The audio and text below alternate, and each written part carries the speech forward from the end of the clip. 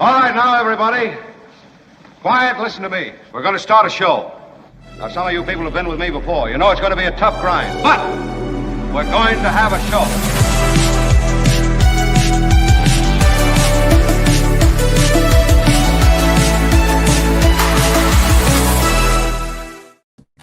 I'm delighted. I might say I'm not overwhelmed, to be honest. I'm more in the delighted category. Great to have a Friday with you.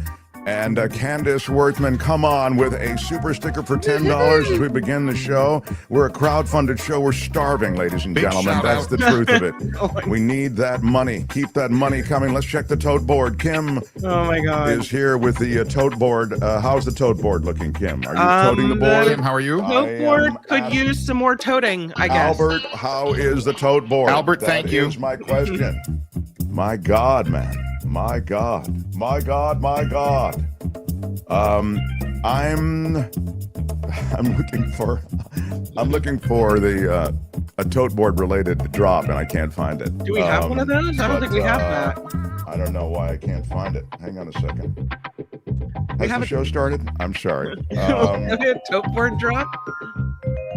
I don't know. I'll find it another time. I thought it was, maybe it's around here. No. All right. Never mind. What? The whole show isn't like this, I promise you. Nice to have everybody in the mix.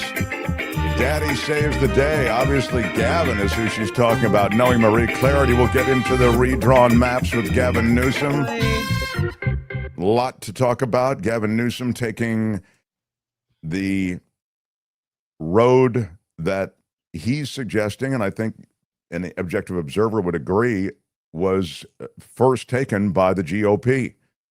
Let's redistrict even more. Let's redraw the maps and make them even more intensely in the favor of the GOP. And in so doing, ensure that we never lose another election, that we never have to worry about these pesky investigations. And so Newsom has said, great, if that's the way we're going to do it, then California, which has a lot of power, given the size of California, is going to clap back. And that's what we'll get into, and I'll play a little bit of that news conference in a couple of minutes. I did want to note Richard Delamater, sup, bitches, he says, with a $5 super chat. A woman walks into a bar and orders an innuendo. He gives it to her. Mark Thompson is a genius from the future. Love you, bro. Well, you can't argue. You can't argue with genius from the future. You got to, give the guy, he loves that genius from the future thing. He thinks that should be on a t-shirt.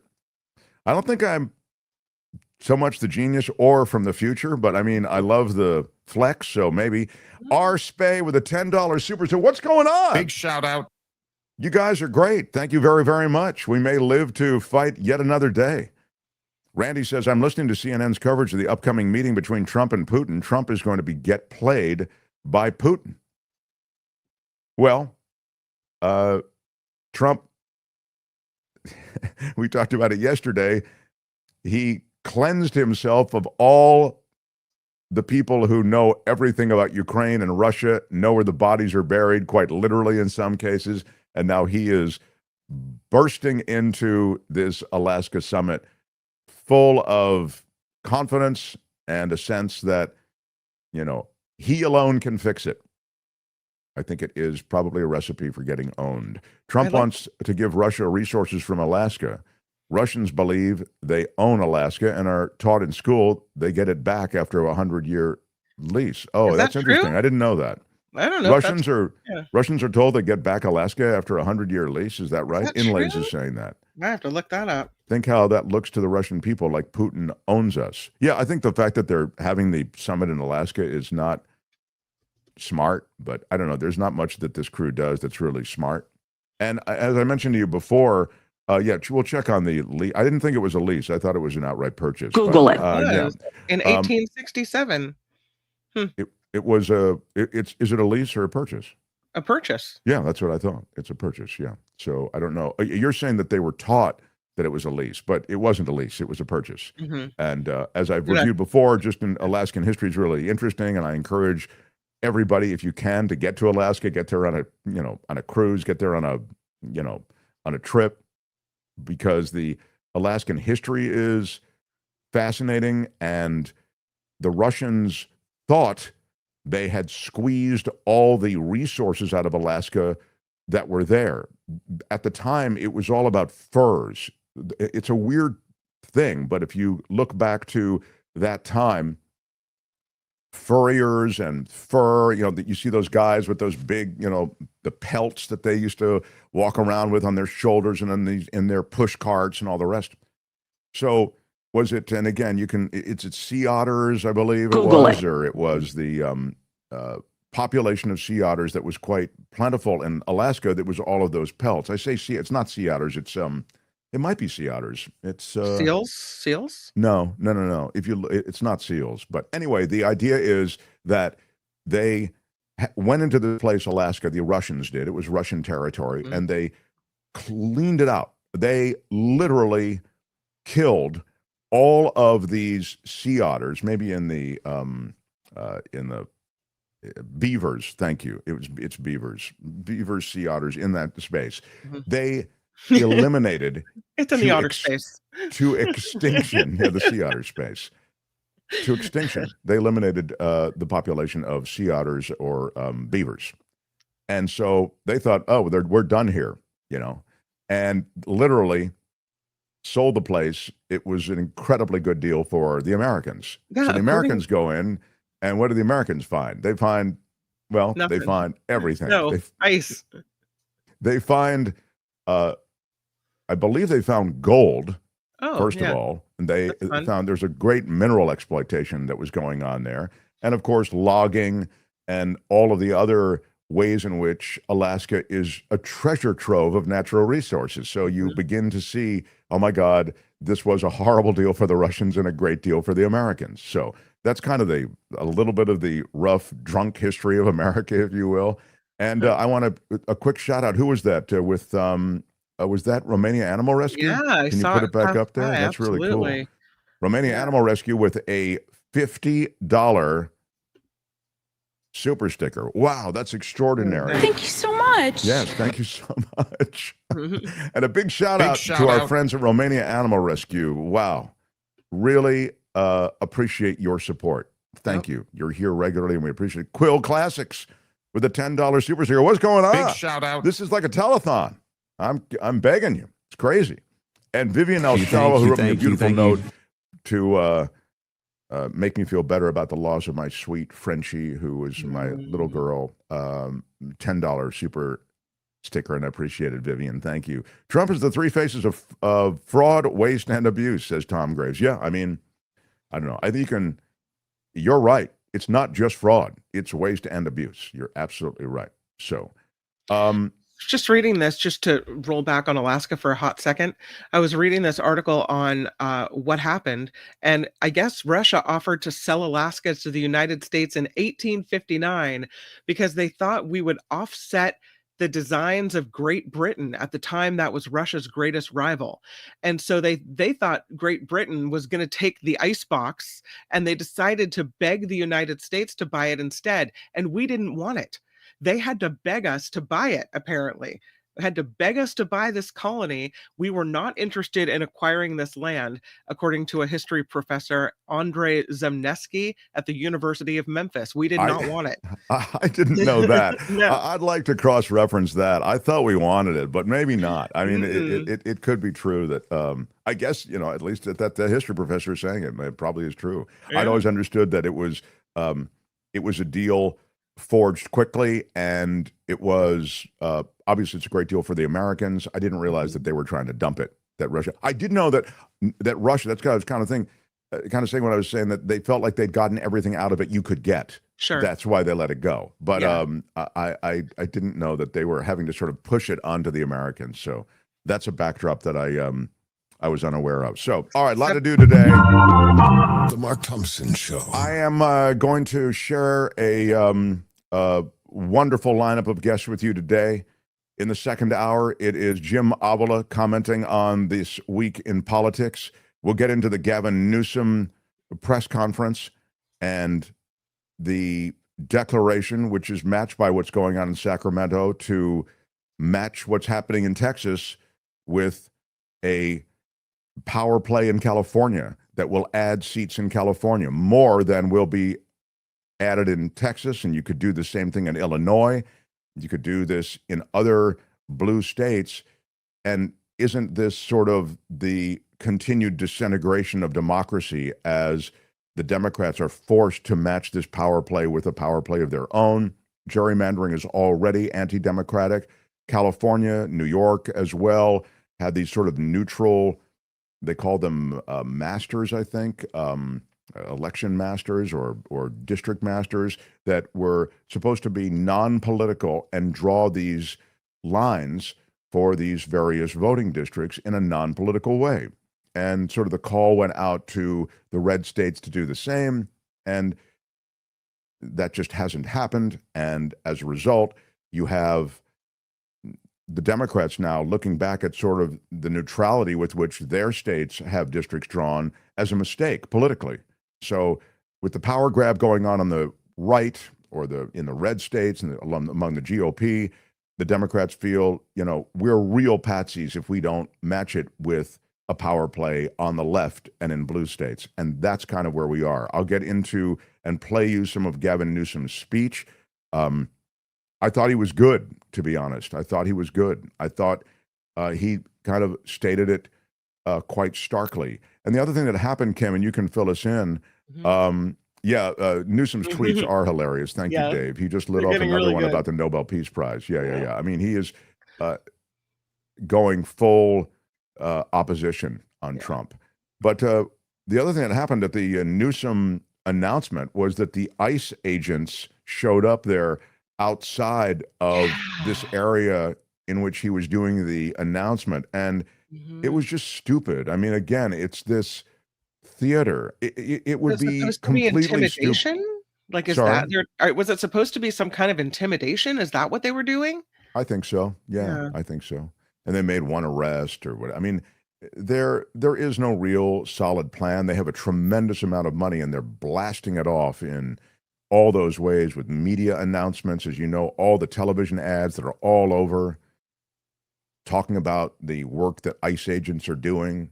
There are radio ads as well. I mean, they're really associated with the announcement and theater of a lot of government, as you know. Meanwhile, the policies lack any sort of sound strategy when it comes to addressing these issues.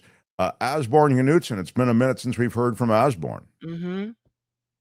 He says it's time for Democrats to fight dirty and gerrymander democracy back into the hands of the people, not the billionaires. Best wishes from Norway, loving our Norwegian friends. Norway knows a little something about Russia. They're a little bit closer. Friday mood here, possibly to only refer to the Gavin presser as the daddy situation, particularly with guests and without explanation. Listener request. Noe Marie Clarity writes that. Ooh, it's a wild idea, but it just might work. The daddy situation. Did Richard condense his emails? Asks Jim Slayton. Richard Delamater is our resident scribe when it comes to every thought that comes into his head. He jots me out an email. And I said on the plus side that it's a quick thought. It's only, he doesn't like send me a long email. But there are a lot of them. But he did drop off yesterday, just a couple. I think he wants that T-shirt, the thing about Mark Thompson as a genius from the future, which just makes me laugh. Which one do you use, Mark Thompson? But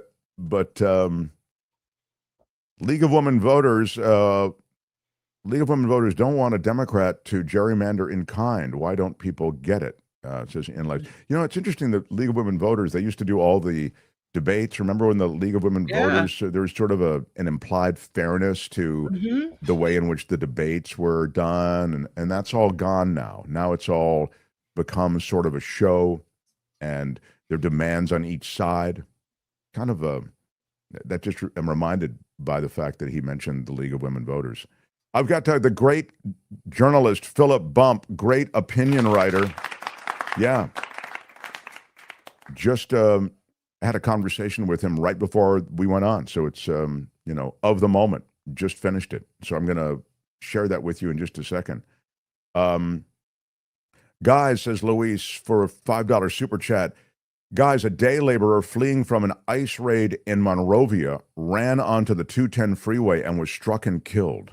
Oh, no. Hashtag people dying. That's unreal. Is that, that must have, I didn't see that. That is, you know, that is beyond tragic. And I have to say that well, look, Newsom talked about it in his press conference. You know, when you pick up the parents of some 12-year-old and you just erase them, I mean, we'll play it for you. That 12-year-old has no mother or father, no other relative to be with. And then to seek his mother and father, they grab the 12-year-old, who's an American citizen, and they send him off with his mother and father, I mean, to another country as a deportee. So there's a ruthlessness to all of this. And then you have that kind of adjacent ruthlessness where people are running from ICE. There it is. Day laborer killed fleeing Southern California immigration raid. Protest follows. Just happened this morning.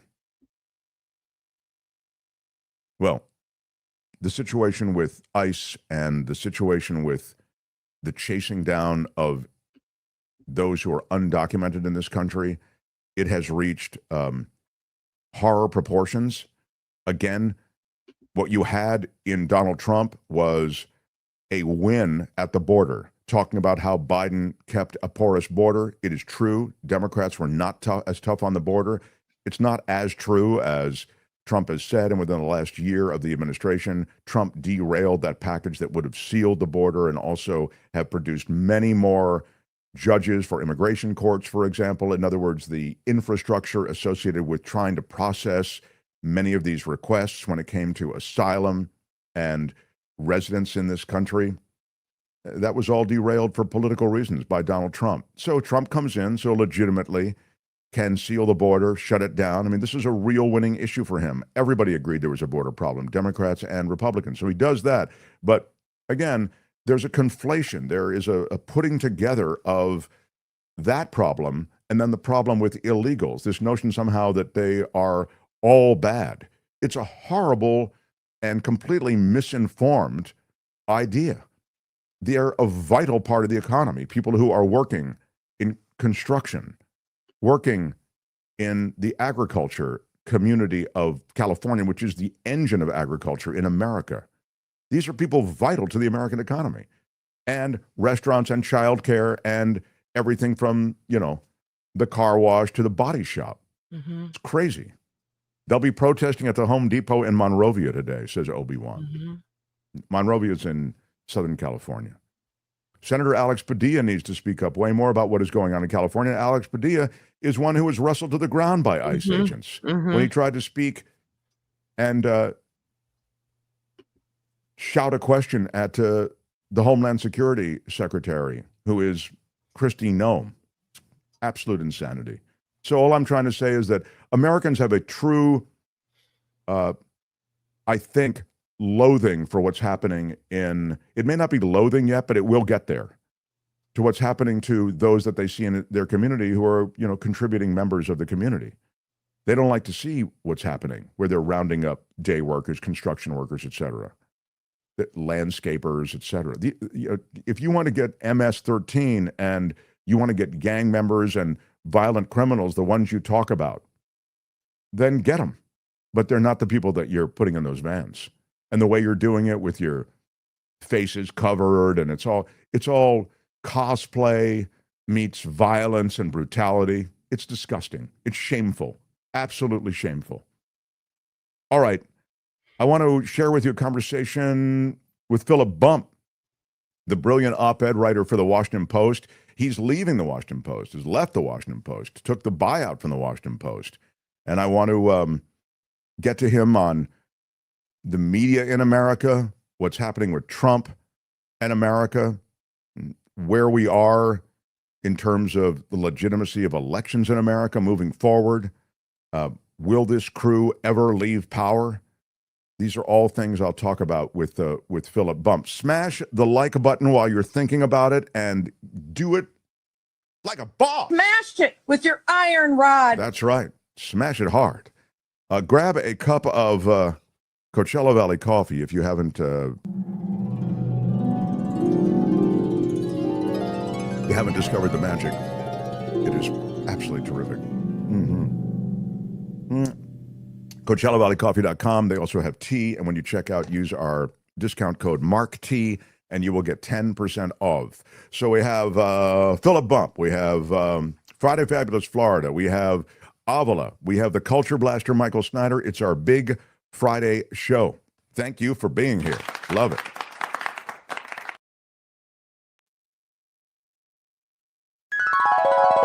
The Mark Thompson Show. Oh my God, I'm excited to have a truly gifted opinion writer. He is one of those people who you just you read and learn from. And he's been a longtime writer for the Washington Post. And we'll ask him about his future because he's leaving the Washington Post. And he's actually here because a listener/viewer wrote an email saying, "Where is Philip Bump? I learned about Philip Bump on your show. I subscribed to the Washington Post because of the conversation you had with Philip Bump, and please have Philip Bump back." And so it happens. Philip Bump, everybody. Hello, sir. What an intro. Hello, sir. Really great to have you in the mix again. And I have to ask you right away, because so much is going on at the Washington Post. You decided to leave. What are the specifics on that, to the degree that you can share them?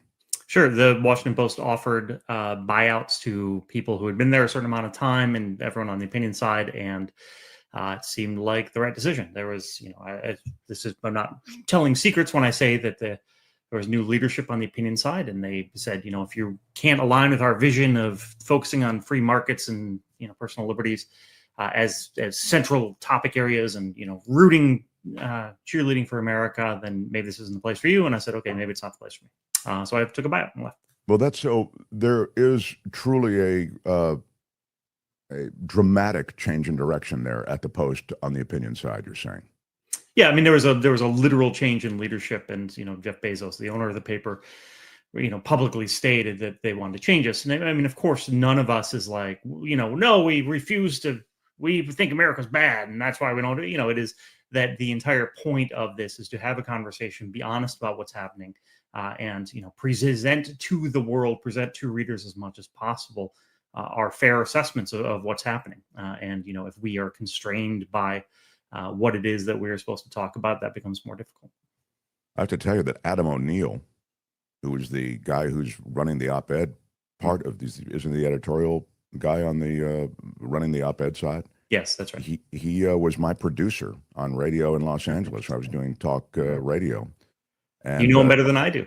And I'm really surprised because he's super smart. And he worked at the Wall Street Journal for a time, and we've had him on the show when he was, I believe, when he was writing for the Journal. But anyway, I mention it only because I'm really taken aback. I've felt that the Washington Post and all the work that you and others, I mean, you're brilliant thought leaders, I think. I grew up in Washington, so I grew up with the Washington Post. I read Maury Povich's dad, Shirley Povich's sports page. He had a sports column every morning. So I live and breathe the Washington Post. And when there were all those things regarding, we'll move on beyond the Post here in a second, but regarding the Post position on endorsing and all of that, and that became a controversy in itself. There were so many people divesting themselves of the Washington Post, and I encouraged just the opposite, because I think such great journalism still existed there, and great minds like yourself, and I'm not just blowing smoke, and I really am a fan, continued there. And I'm wondering to what degree now, when I see people like yourself leaving, and I see so many on the op-ed side expressing what you're expressing, what the reality is concerning the Washington Post and what the future might be. Can you diplomatically speak to that? No, I mean, all I can say is that I was at the Washington Post for more than 11 years. I remain a fan of the Washington Post. People who are watching the stream here can see behind me, I have the Washington Post on my wall. I am rooting for the Washington Post, as I'm rooting for many media institutions in a very, very difficult and tumultuous time. I hope that the Washington Post is able to find a path forward where it can be successful. I hope that it can continue to do so while providing honest assessments of what's happening in the world. It was, my decision to leave was in part because I just, maybe it's time for a new challenge as well. Obviously it was, there was some tension between what I was it was suggested I ought to do, and what I thought was the appropriate thing to do. But at the end of the day, I hope the Washington Post thrives. And if it does, then I think the world is a better place for it. Yeah, here. The media environment that is the landscape against which this presidency and this administration has been able to do so much. Do you see it? Leave aside the Post. I'm talking about other print media. Sadly, print media has receded now, maybe in terms of getting to the public the way it used to. Sure. And now it's about cable news and independent media like the platform we're on right now. I'm wondering if you can just speak to the media's role. And I always saw, now just to throw back to the Post, this interesting relationship, an adversarial relationship between journalists in Washington and the existing administration. Have these journalists as a bloc, either institutionally or otherwise, tapped out, and now it's just become a more sort of a tepid offering, mainstream institutional media? Speak to the media environment, I guess is what I'm getting at. Yeah, I mean, I think that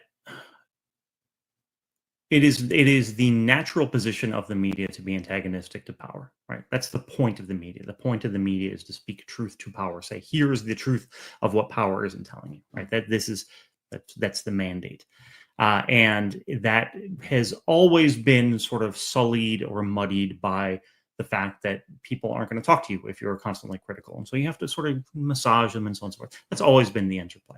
I think the challenge that we have here is there's been a broad decline in confidence in institutions in the United States. My last column at the Post centered on that, this decline in institutional power and how that created an advantage for Trump even before his second term in office began. But I think secondarily, it's just in media consumption, right? It is the case, and I'm not disparaging you and I'm not disparaging cable news, but it is the case you can convey less information by talking than you can by writing. Right? Like if I write 800 words, you can read that in a relatively short period of time. For me to speak 800 words takes a different amount of time, right? And you can convey more information when you have something written down. And ergo, if you get your news primarily through the spoken word, through visual, you're getting less information over the same period of time than if you sat down and read something. And I think that is important. I think that is an important shift that we have seen, because it means you are less able to have as deep a knowledge of a situation in the same period of time, right? When you talk about reading the paper as a kid, you're getting more information in the same period of time as if you had been watching, for example, Walter Cronkite. Now, I use the Cronkite example specifically because obviously other things have changed. Cronkite had a different approach to news than do current news broadcasters and people producing for the web, certainly. But I think that's a fundamental change, and I think it's one of the reasons, the very fact that it is easier to consume media by listening to it and watching it is why it happens more. But I think that's disadvantageous for the industry. Was there more disinformation or fraud when it came to information coming from past administrations than this one? Or does this one seem as though it outpaces every prior administration in terms of fraud and disinformation? Yeah, I mean, I think that it's very fair to say that the second Trump administration, even relative to the first Trump administration, is not particularly beholden to presenting accurate information, as opposed to presenting information that puts the administration and the president in the best possible light. And one of the reasons that Donald Trump staffed the administration the second time around the way that he has is in part because he wants people who are going to approach it that way. He doesn't want someone like a Jim Mattis or a Rex Tillerson, two members of his cabinet from the first administration who were going to do their jobs in concordance with the way that cabinet secretaries had done their jobs in the past. Being honest, doing it in a nonpartisan basis, representing the bureaucracy that they were in charge of, as opposed to the president who had put them into their positions. That's not what Donald Trump wanted, and his administration is a reflection of that. And so, we see, for example, this very explicit partisanship from Kristi Noem, from Pam Bondi, from Kash Patel, from Pete Hegseth, in a way that is abnormal and pervasive.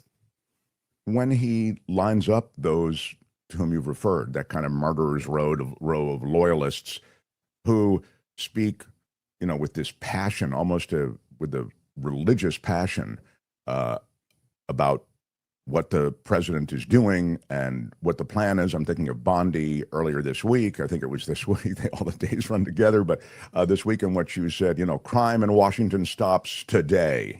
As though you could just stop it with just one firmly stated sentence like that, and no plan. But it does feel as though so much of what Trump has done with his administration is performative from that standpoint I'm talking about. Again, with all those people behind him, and Kash Patel with his turn at the mic, and Jean Pirro with her turn at the mic, and Hegseth with that, chiseled jaw. It's all for show. And I would say it's all performative in theater, were it not for the fact that they've dismantled government and they are turning America on its side, in my judgment. So help me with the performative part and the part that really is this poisonous policy. I would say that I think that the Trump administration is staffed by people who fall into two camps that aren't entirely separate, that there's overlap between them. One is people who understand that the fervor that you referenced is part of the job. It's part of the price admission. You got to talk about Trump that way. And people who actually believe that Trump is doing things exceptionally in a way that's never been done before and it's perfect and great. I think there are people who actually fall into that second camp. I think a lot of people sort of assume everyone's being cynical. I don't think that's the case. And I think one of the things that we've seen is people who don't have experience in government, who don't have experience running these big bureaucracies, don't understand the complexity of it and assume it's easier than it is. I think we've seen lots of examples of that. There's a through line of Dunner-Krugerism here that I think is extremely important. And so there are a lot of people like that.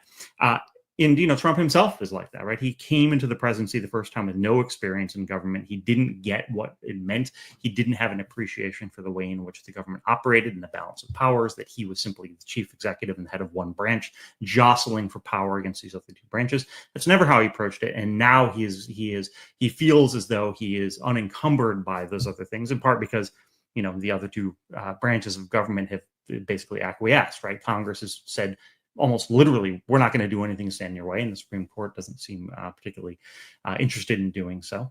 And so, what we get then is, if we look at what happened his first term in office, the thing that I always like to point to is how he always talked about what he'd done for African Americans. And it wasn't that he had done specific things for African Americans in the African American community that were particularly robust or strong. It was that he had done some things, and then he hailed those things as the most important things one could have done, right? So he did X for the Black community and said, nothing's better for the Black community than when I did X, because that was the thing that he'd done. And so that's how, and so now this is how his entire administration is. Whatever he does is the most important thing he could possibly have done, and it was perfect and successful.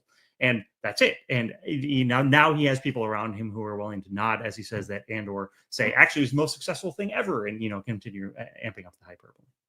No, yeah, it's the hyperbole is on full display, but it's also, I'm going to ask you, how effective is that? Like, is that getting through? I feel like the economic craziness and the chaos and the utter lunacy of the tariffs, and just the everything from the concoction of tariffs as any sort of application needed to the American economy, to the way in which it's being applied. It's all of a piece, right? It's all crazy. But the other thing that's of a piece is what you described, that messaging that this is the best thing ever and look what we've gotten here. And so I get to, how effective is it? I mean, as you game it out, will that work? I think it will work, does work, and will continue to work on his core base of support and not on anyone else. I mean, we've seen numbers repeatedly that among non-core supporters, among non-Republicans, that his approval rating is low. It has sunk somewhat. I think people assume that it's on this downward trajectory forever. I don't think that's going to happen. I think he has a floor of support that is, and I wrote about this too at the Post, that is probably in the 30s somewhere, which is about where he is in most recent polling. People see what he's doing. They look negatively at the spending bill that was passed. They look negatively at his approach to tariffs. They're very concerned about inflation. He keeps getting bad economic numbers. We just saw today, for example, that the consumer confidence index from the University of Michigan came out lower than expected. People are worried. People sense that things aren't going well. He is G. Elliott Morris, who runs a good Substack called Strength in Numbers. He's done an assessment. He says that, on inflation, Trump's about where Joe Biden was in 2022. He's not doing well on his issues where supposedly he was going to be able to be very effective. And the thing, inflation, really the central reason that he got elected last year.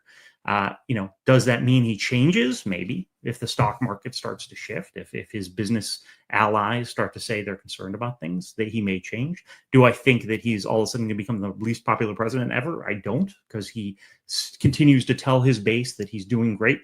and his base exists in the same media bubble that he does, and just hears that and sees on Fox News that he's doing great, and hears from these other folks that are allied with Donald Trump that he's doing great, and they believe it. So the mechanisms that were in play last year that made him popular on the right still exist.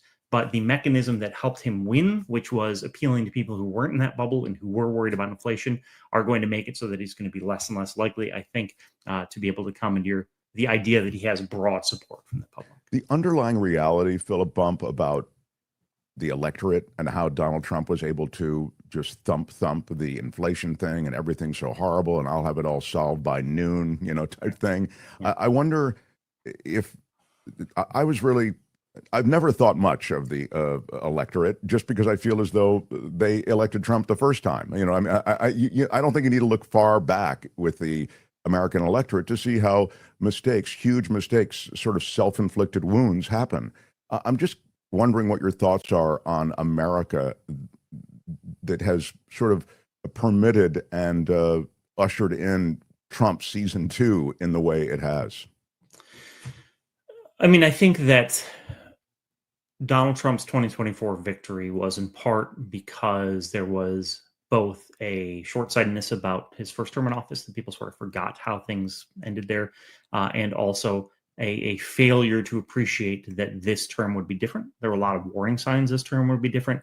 The approach that he took on the campaign trail, very vindictive, very much like I am the embattled man, and I get to do what I want. Like God chose me after I faced that assassination attempt.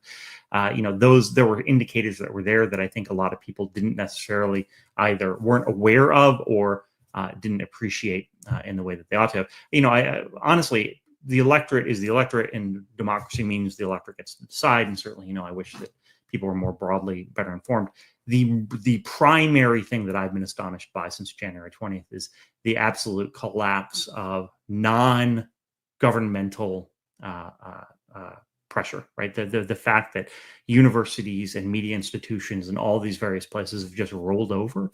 I think all of us grew up with this idea that the United States was something exceptional and rooted in these core precepts, and that one would put aside one's own preferences because you vote for it, and if your guy doesn't win, okay, fine, but then maybe next time around it does, and you champion the United States broadly, and everyone has an opportunity, and it's imperfect, but we're struggling toward this ideal.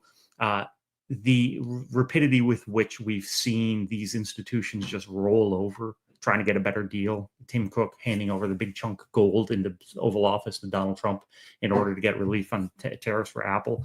It is staggering. And I think it really betrays this idea that America is exceptional in the way that we believed it was. And I think it's attainable, right? Like, I don't think that, I think that a number of not particularly strong people made a number of fairly weak decisions. And I think that it's recoverable, but I think that it is astonishing that it happened in the way that it did. When you say not very strong people made a series of weak decisions, you're referring in what just sort of general area? You're seeing across the board, or are you talking about preemptively giving into the Trump intimidation?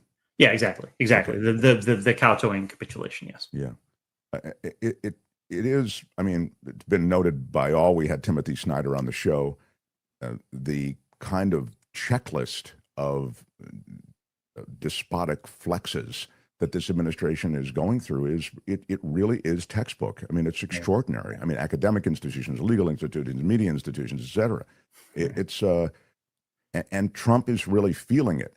In fact, when he called Texas, sort of the governor of Texas, and said, hey, I need 5 more seats, it was the first sign that I saw where he's not sort of feeling himself with the kind of unmitigated power that seems to have informed his first 6 months. Yeah, I mean, he definitely has sort of done a fake it till you make it authoritarianism, right? I think that's true. I think that even if the GOP was poised to win the House by 100 seats next year, he would still be doing things like pushing Texas to gerrymander, because I think he really sincerely does believe, A, that he is the victim and that Democrats have been mean to him. I think he actually feels that way. And I think that he has a particular loathing for his political opponents, both on the left and more broadly, that makes him want to punish them. I mean, the whole thing with DC, for example, where he's having the military in the streets of DC. This is something he'd wanted to do since basically the summer of 2020, and did it to an extent in 2020. But the Washington Post reported this week that he had been planning on doing something along these lines, flexing his power in this way. They came up with this pretext that they had to do it because of this emergency on crime, which is obviously just that, a pretext. But this is him also being able to lash out and say, in DC, the place that voted more heavily for Kamala Harris than pretty much anywhere else, certainly than any other state, he gets to come in and say, you're going to do things my way, which, again, he can't really do in a lot of other places because DC is a federal protectorate. But this is, I think, a reflection of that sort of anger and hostility at feeling as though there are rules that he's supposed to listen to that he doesn't want to listen to, and then B, also the fact that he just, simply doesn't like blue cities and will do what he can to put them under the thumb. What I love about some of your thoughts over the last couple of minutes is that you're really right, it would seem. It jives that Trump really does believe this, like there's not, on some issues anyway. And one of the things he really does believe is that, like, he's the smartest guy in the room, and somehow he doesn't need to be read in on Russia, Ukraine. I don't need those State Department officials. That's why I purge state of all of those people who actually have institutional knowledge of diplomacy and decades of knowledge dealing in this region that is steeped in very specific history, all of which, or much of which, Putin knows. So he's going to this summit, which is, Philip Bump, and you've written about, just the notion that he's meeting with Putin in Alaska. It's already a win for Putin. It's a bizarre gift already. And I wonder if you can speak to, again, it's this confidence he has that leads him into the teeth of a situation that he can't possibly win for America, for the West, for the world, for Europe, for Ukraine. Yeah, I think that my assessment is that he took a very powerful lesson from 2016, which is that in 2016, everyone said he couldn't win. He wasn't going to win. And he's like, I'm going to win. And his allies said, you're going to win. And his yes men said, you're going to win. And then he got lucky and won. And, there really absolutely was an element of luck to it. The margins were so narrow that, this is what came into play. And I think he took from that lesson, hey, I know more about politics than anyone else. And I think he has sort of extrapolated outward from there too. I know more about government. I know more about, international relations. I'm validated. The American people are with me. They voted for me twice. Yeah. And who's going to tell him that that's not the case, right? He intentionally surrounds himself with people who agree. There is no team of rivals here. There's no one in the administration who's going to come up and be like, actually, I'm not sure about that. Right. Sir, there's no Mike Pence. And to the extent that, Mike Pence spent 4 years as Donald Trump's vice president and had not earned a reputation as, a pushback guy. He certainly is a pushback guy now, and obviously pushed back on Trump when it counted on January 6th. But there's nowhere even close to that in the administration now. Like, there's no indication that J.D. Vance, for example, takes that approach with Trump, much less that he disagrees with him on the merits. As such, Donald Trump, I think, has come to this idea that he knows more than the experts do, that he knows how to win, that he knows what the people want. And he doesn't have anyone telling him different. Every once in a while he turns on MSNBC and sees Morning Joe, and Joe Scarborough's mean to him and it gets extremely mad and, posts on True Social about it. But that's about it. Beyond that, he has very little exposure to people who disagree with him. And so he has very little reason to think that there is cause to disagree with him. Yeah, that's another interesting fact. He lives in his own echo chamber. Even as Americans, we all seem to have set up our echo chambers. He has his own, surrounded by yes people. So I want to skip way ahead in the movie just quickly in our last couple of minutes and just ask you, this is a group, I think, that doesn't look like they're going to be giving up power no matter what happens. I see the idea of focusing on the midterms as important. The vote obviously is the last bastion of hope maybe that we have, but I also see it as sort of a quaint throwback to a time when elections might have mattered more. Now there's a weird power play going on in Washington. They had multiple plans, as you know, Philip Bump, and you have spoken of, with fake electors and with other announcements, declare the election a fraud, filled with questions and clouds of questions.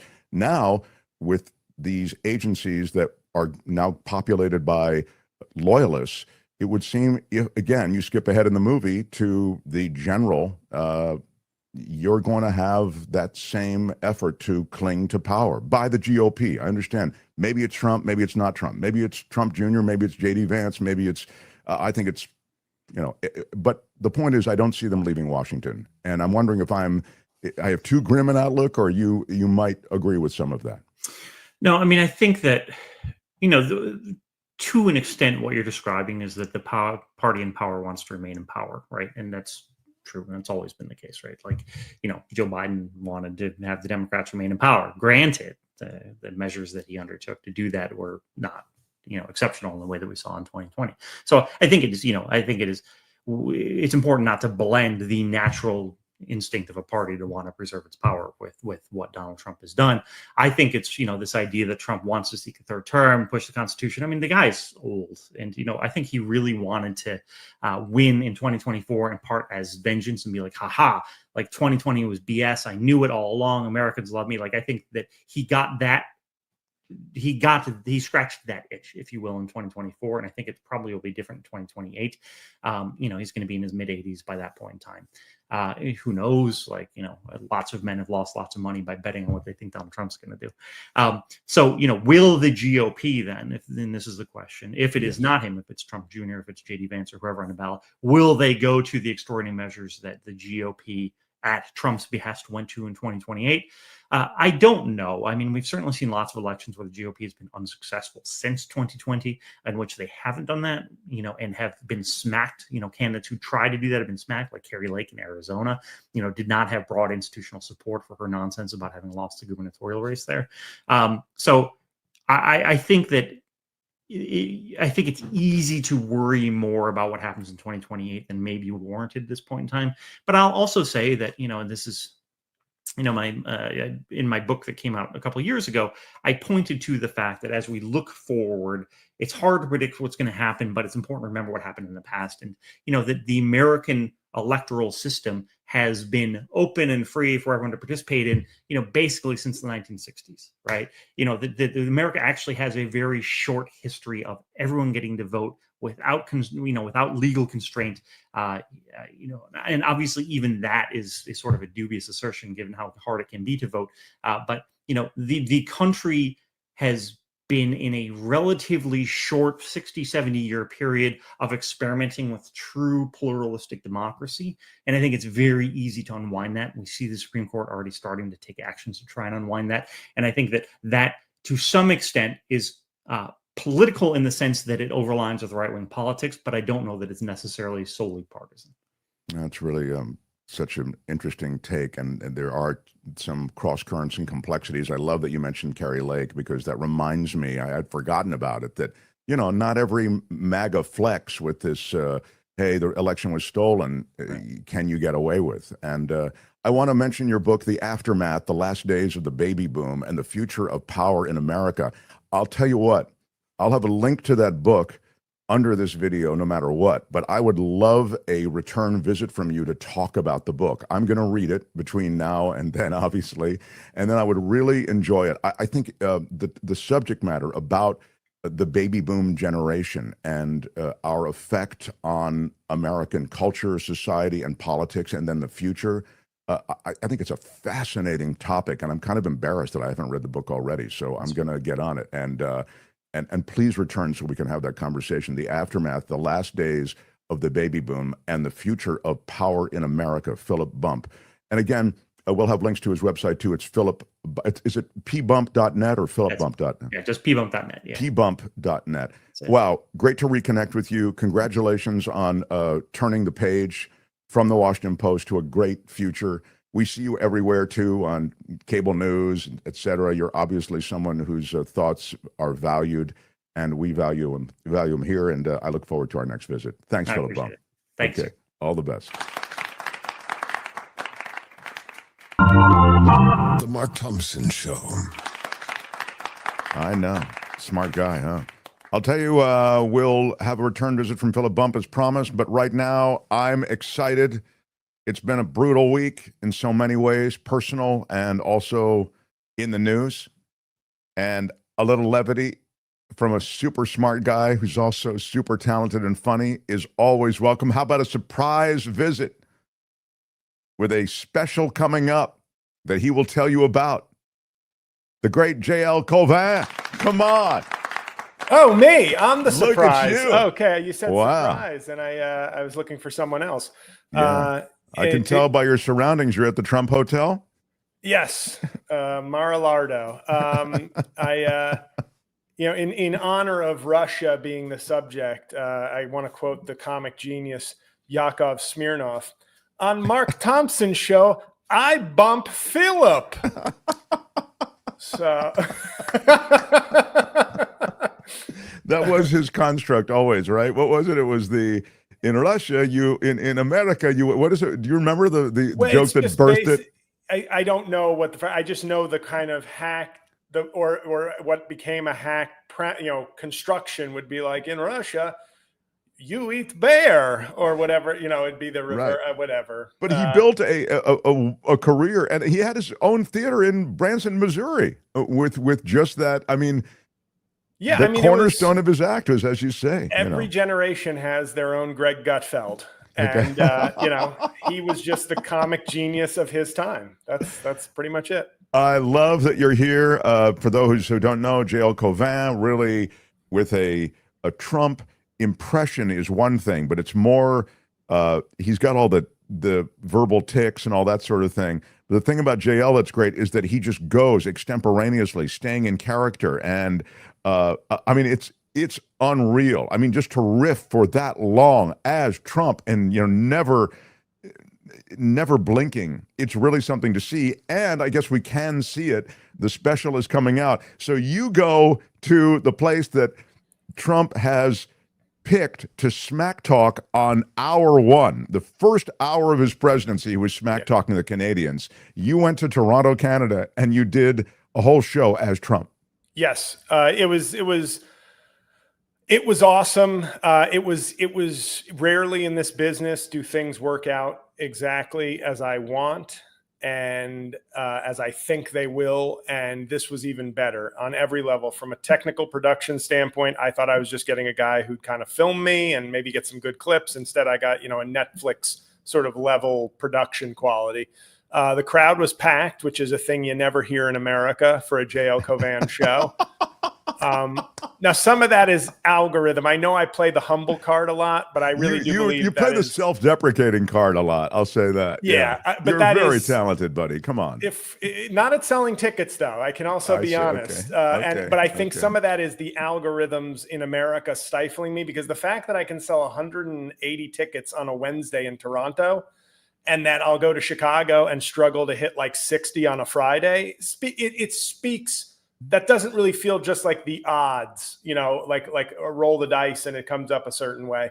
And then I was, to give myself credit, I was on, I was at the best, it was a great pitcher throwing a perfect game is what that show was. It was the best at their best. And I was just so pumped after that show that I, ate another 4 Tim Hortons donuts and went to bed. So, Albert, do you have you see a little bit, if those who are on YouTube, we showed you a little bit, and those who are just listening, you see a JL in the Trump right hat. now I look like a swarthy Latin lover, but on camera it's a totally different man. So it's on YouTube, and we'll have a link to it under this video. We'll add it under the live show video. Thank you very much. Trump versus Canada. There it is. Albert has it up right now. Trump versus Canada, the diplomacy comedy special from J.L. Cauvin. I'm really excited for you. This is because of all of these things coming together that you mentioned. I mean, there is... Now, did you take questions from the audience? I think you did, right? I did a 20-minute speech, which wasn't even really a speech. I wrote 13 bullet points down, so that was already just mostly riffing, just with subject headings to guide me for sort of the 20-minute pitch to Toronto on why I should be, why they should want to be the 51st state. And then I took, like 55 minutes of questions from the audience, none prepared, obviously. And it was, it was awesome. It was an absolute beast of a show. And the rare thing. I'm so happy with something in comedy. That really is rare for you. You're just you're unrelentingly bleak when you look at it. But if you look at America now, you realize it's nothing but sunshine on the horizon. Well, you know what I like, just as an aside, I love that JL on stage, when he leans on the podium or whatever, even leans like Trump. I mean, you really let Trump inhabit your every morsel of offering there on stage. So this is a question. First of all, maybe we can do this another time. It was suggested that you come on the show as Trump, and we do, a few minutes just riffing around with questions from the audience or questions from me, and you respond as Trump. That might be a fun thing to do. The other thing, though, that's being asked is, I'm going to post a video shortly. I can preview what he's going to say after his Putin meeting very quickly. Oh, that'd be great. Yeah. What will he say? So he's going to meet with Putin. Yeah. The jaw, he's not even that big a guy, but he really tries to ram it in your mouth like like he's doing construction work. I'm like, what is this, a root canal? But it was, relatively painless other than that. And I got a great deal. We get to keep Alaska. He's only going to nuke democratic cities. And Ukraine should all say goodbye to their loved ones because they won't be here for long. So great deal. We will have peace. Thank you. I now need to get some mouthwash because I don't think Putin showered before he rode over on a sweaty horse and just rammed it right in my throat. What I love about that is that you open with something that seems like conceivable. Like, hey, guess what?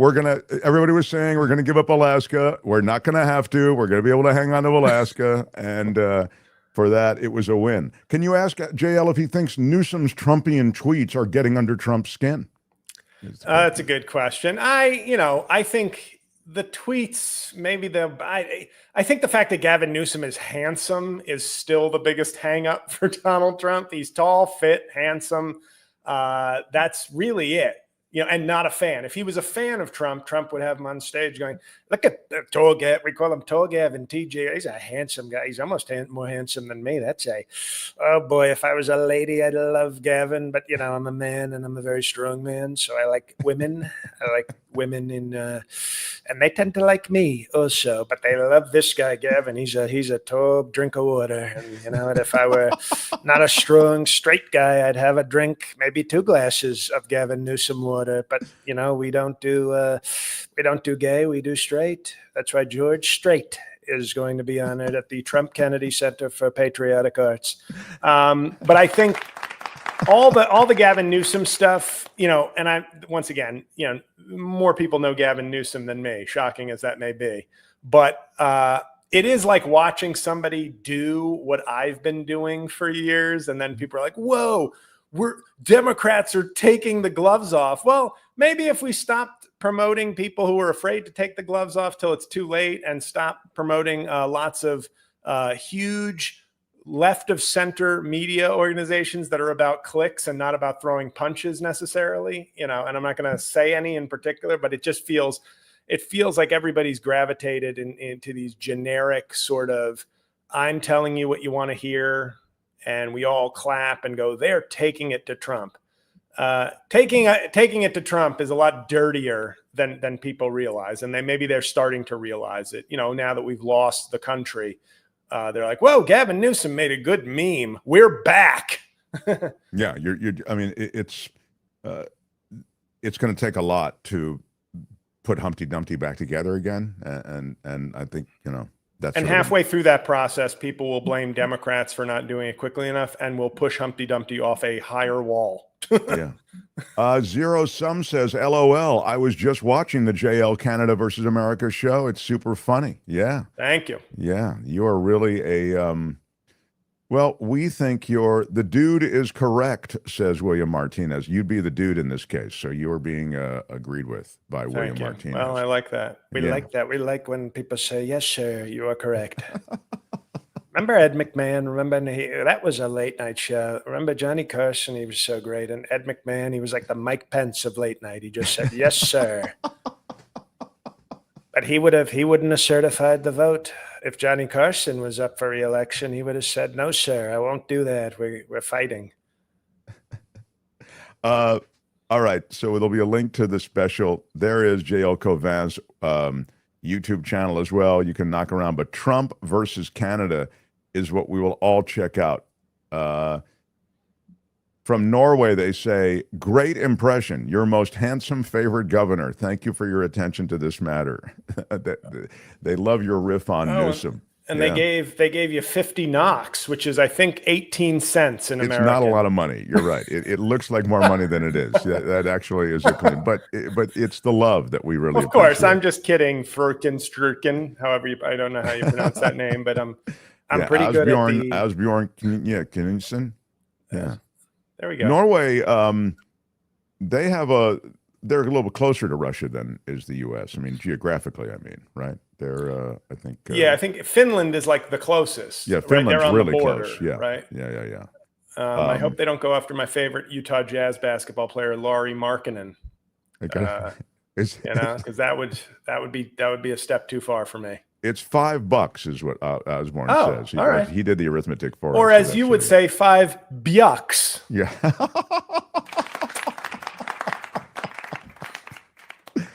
He's too good. It gives me the shakes, says Cameo. Yeah.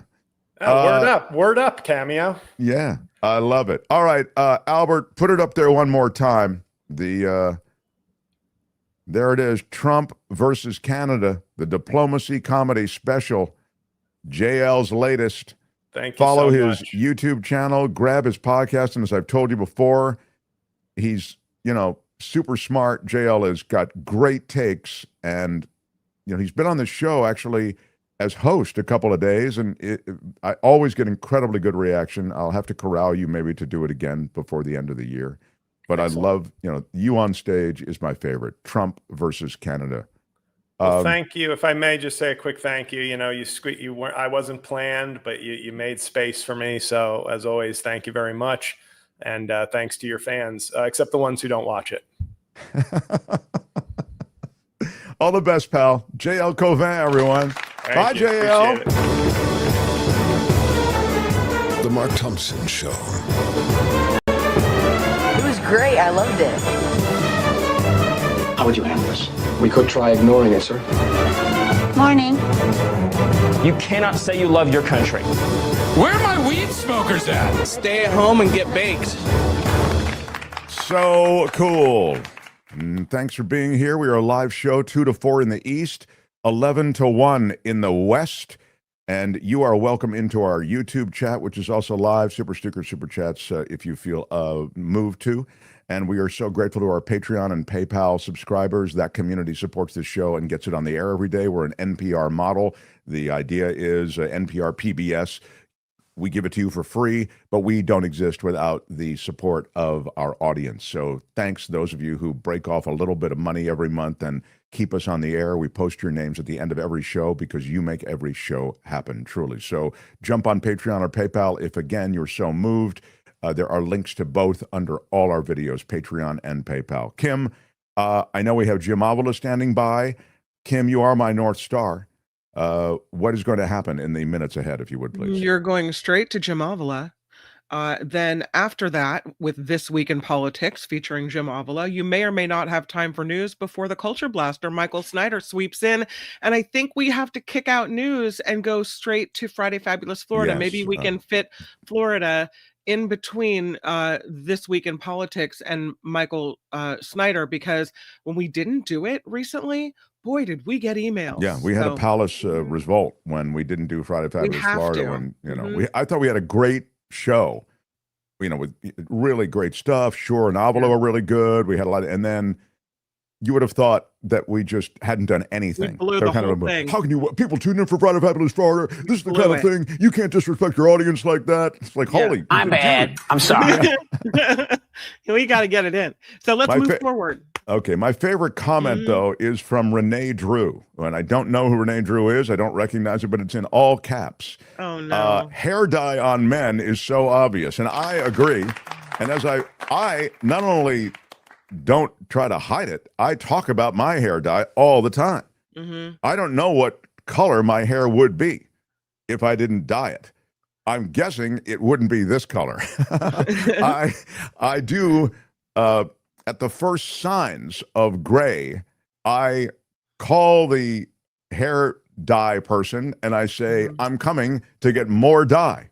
And she says, fine, I'll make the appointment. And then she says this, and I've mentioned this to the audience before, and then I'll go to Avila. She says, Mark, have you ever thought of maybe allowing a little of the gray to go in, to give it a sort of distinguished look, don't you think? And I say, what? I never want to hear you say that ever again. When my casket is open, I want you to make sure that There's that no gray. goddamn hair is dyed. I don't want any gray. So you think I don't know? Kim, can we have Albert show up in an alligator suit on a regular basis on Fridays? Michael, that is so disrespectful. I'm going to say yes on that. Yeah, of course you I'm would. going to look for an alligator suit. I'm standing by you, Albert. You will not be disrespected in that way. Albert, thank you. You will not be disrespected. All right. We will get in now to some Gavin stuff. Watch a little bit of Gavin's speech, and we'll do it with our distinguished friend next. The Mark Thompson Show. It is Friday, and on Fridays, this guy who's an award-winning journalist, he's won the Murrow Award, he's won Emmy Awards, he's won the Peabody Award, he's been the White House correspondent for ABC for almost a decade. He was the senior correspondent at ABC News for so very long. This guy, when it comes to politics, has amazing takes, and he joins us even as he recovers from some health setbacks. And he joins us now and on Fridays. How about it for the great Jim Avila? Thank you, Mark. I enjoy your hair, even though that's a color not found in nature. What? It does. Josh Mankiewicz and I grew up together, and we used to talk about the prime 48. That's the 48 hours that your hair is right. It might be the cut that's right. It might be the color that's right. It might be both, but it's only 48 hours. And after that, it's too long, too short. The color has changed. And so I feel like the prime 48 on this dye hasn't quite hit yet, but it will get there, Jim Avila. I want you to have confidence. The beauty of working at ABC is that not only did you get makeup, they also cut your hair before you went on the air. That's right. So, yeah. We had hair and makeup, which was cool. Yeah. Yeah, those days. I think I remember when I was at Fox and they had that, and there was a memo or something at some point. It was toward the end of my stay there, where they were getting rid of the makeup and hair people. I think the hair person stayed for the women, but the men, we were all doing our own makeup, and it was just awful because it takes a skill to actually apply makeup. So now. I want to start with what's happening with Gavin Newsom, and I thought we'd watch a little bit of Gavin's comments. I don't know Gavin Newsom, so when I say Gavin, it's not because I'm familiar with him particularly on a personal level. I've met him a few times, but I did want to watch some of his comments yesterday because this is the slapback to what's happening in Texas that could very well happen here in California, and I did want to get your take on the overall move, but maybe we can do that after we watch a little bit. Albert, play a little bit, if you would, of Gavin Newsom leading this briefing in response to the Texas redistricting effort. Here we go. Thank you.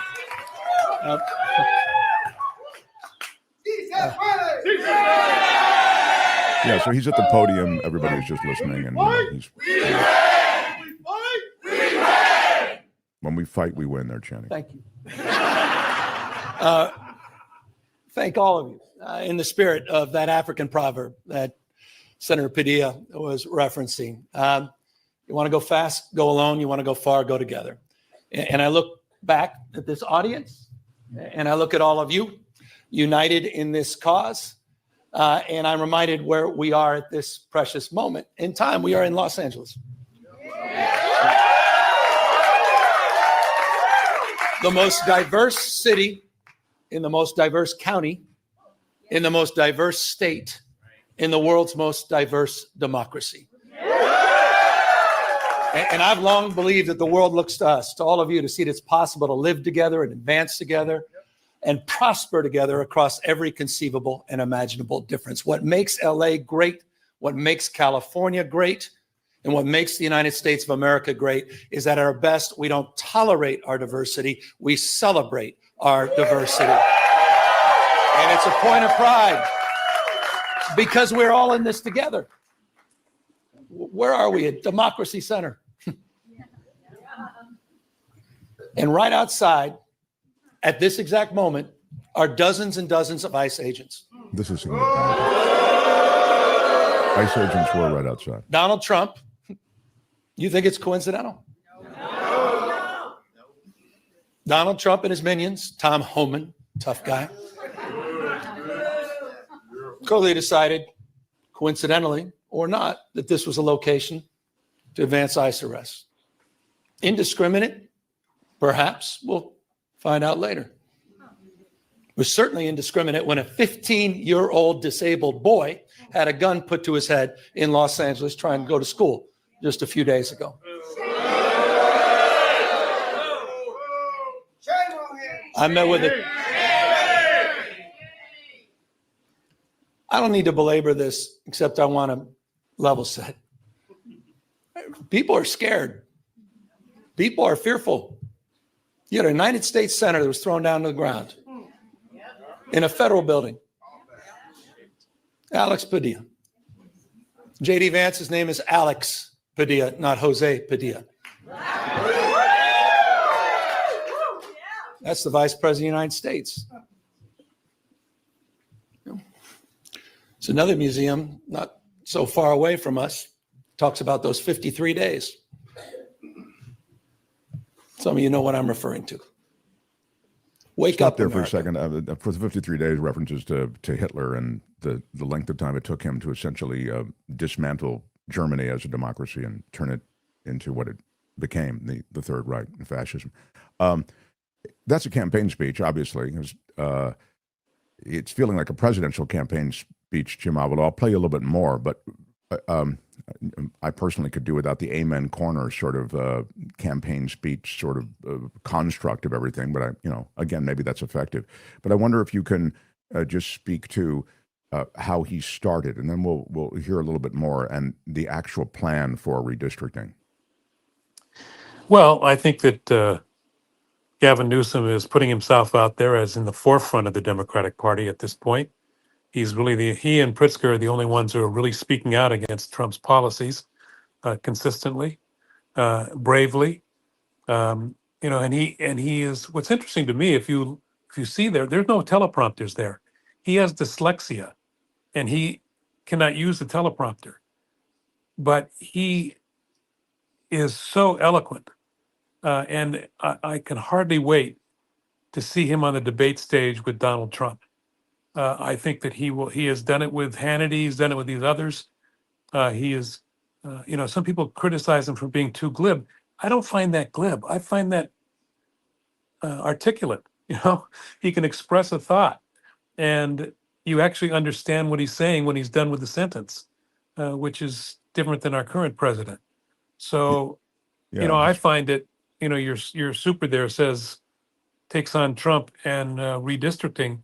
And he's taking on Trump in every one of these things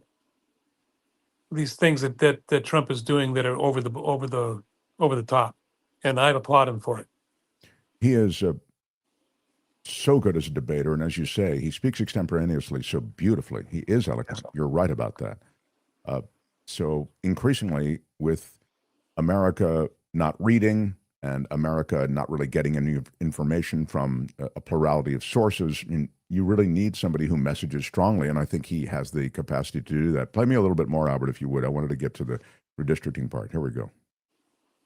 Trump, on January 6th, tried to light democracy on fire, tried to wreck this country, tried to steal an election, as Alex just said, by trying to dial in for 11, almost 12,000 votes. And here we are, an open in plain sight before one vote is cast in the 2026 midterm election. And here he is once again trying to rig the system. He doesn't play by a different set of rules. He doesn't believe in the rules. And as a consequence, we need to disabuse ourselves of the way things have been done. It's not good enough to just hold hands, have a candlelight vigil, and talk about the way the world should be. We have got to recognize the cards that have been dealt. And we have got to meet fire with fire. And we've got to be held to a higher level of accountability. So that's what this is about. It's not complicated. We're doing this in reaction to a president of the United States that called a sitting governor of the state of Texas and said, find me 5 seats. We're doing it in reaction to that act. We're doing it mindful of our higher angels and better angels. We're doing it mindful that we want to model better behavior, as we've been doing for 15 years in the state of California with our independent redistricting commission. But we cannot unilaterally disarm. We can't stand back and watch this democracy disappear. We can't stand back and watch this democracy disappear district by district all across this country, not just in Texas, but in Missouri, where J.D. Vance went just a week ago, in Indiana, in places like Ohio, in places like Florida. We need to stand up, not just California. Other blue states need to stand up. We need to be firm in our resolve. We need to put back. So we're here in that light. And I'm grateful to have remarkable partners in the legislature. It's a tall task. We're asking them for 2/3 of a legislature. But this is the difference. This is the difference between what's happening in Texas and what's happening here in California. This is substantive right They now. receive a phone call from the president of the United States to then quietly go in the back room and start drawing maps and legislatively try to jam them through against the consent of the people. We're doing precisely the opposite. We're working through a very transparent, temporary, and public process. We're putting the maps on the ballot, and we're giving the power to the people. This will be the first redistricting that's ever done that. All right, That's so the let's stop there, difference. because I do want to, because he's not wrong. He's doing this differently than it's being done in Texas. In Texas, as you know, the Democrats left the state so that they wouldn't have a quorum. It worked. The special session that was called by the governor there has expired. Now he'll call another one. And as I've mentioned, this is not a long-term strategy to leave the state of Texas, as the Democrats have, but at least it draws attention to this. And now you see the Newsom pushback. The difference is that they are sort of redrawing the maps quickly there in Texas, and they're going to just vote and get it through. Here it's a little more complicated, Jim Avila. There would be a ballot initiative that would then produce a redistricting permission, if you will, that we would have in Sacramento to redistrict in the way that Democrats want to add seats. They're really turning it to the people, that the voters, that will then decide, are you cool with this? Or, you know, again, with stepping away from the supposed neutrality of the way we draw districts now to the way in which we are going to have to draw districts if we want to stay relevant politically. Right, and they also, the other difference in California is that they say they'll go back to using the commission after this crisis is over. This is a reaction to what the Republicans are doing in Texas and maybe in Missouri. I don't know how it's all going to turn out, but I think that California will at least match Texas. And I think Illinois, which also has hoops to jump through before they can do it, they can't just do it like Texas, will try to match them, in New York as well. So I think, the Democrats are at least fighting back. And that brings attention to what the Republicans would rather do in the darkness. And that is, in the middle period of the 5 years after the last census, and not all the way 10 years, it's supposed to be 10 years for every census, and then every redistricting. They're doing it, illegally. So we'll see how it works out. But I think that I think it's the right move. The situation with Trump and the Putin Summit, as they land in Alaska, they both landed, and there's coverage of, Trump walking down the stairs, and, Albert, you can put it up there if you want. I mean, there's nothing happening. It's Trump's walking down the stairs of the plane, and Putin will walk down the stairs of the plane. I mean, it's a great bit of theater. It's a win for Putin, as we've said on the show many times already, because he's now established a certain legitimacy. Also, there's a certain play to, remember, he has people who he is serving, supposedly, the Russian population, who see the strength of this leader. He's all about strength. And here he is meeting with the U.S. president, and there is no Zelensky. And this war that continues on and it grinds on. There's the video of Trump coming down. The war, as it grinds on, it would seem to be something that would be Putin's war, that he wins if they reach some kind of agreement, Jim Avila, that allows them to carve up even the disputed area, if you want to talk about it, in eastern Ukraine. So it just seems to me that there are a lot of things already stacked against Zelensky and the Ukrainians, and really for Putin. It's a kind of reset to the Trump who appeased Putin along the way early in his first term, and now even in some of the rhetoric in his second term. I wonder if we're not kind of getting back to that. Well, I think you're right in that Putin is already won in this first round, because he's being welcomed to the United States by the leader of the free world, and this guy's a war criminal. You got so in this split screen, you've got a criminal on the left side, and you've got a war criminal on the right side. So they're coming together in Alaska, and that's a win for Vladimir Putin. I do think now, having said that, I am not going to, I'm going to wish them well. I'm going to hope that they're able to reach some kind of agreement, because as Trump says, lots of people are dying on both sides. Thousands and thousands are dying on both sides. So it would be great if they reach some kind of accommodation. And, obviously Crimea is already gone. That's the one that was done back in 2015 to the Russians. And then now we have these other eastern provinces. I'm hoping that the Ukrainians, while they're strong, I'm hoping that they're also realistic and practical. And so the practicality of this is either they find a solution that they can live with by letting the Russians keep some of that land, which is totally unfair and wrong. But realistically, what's the alternative?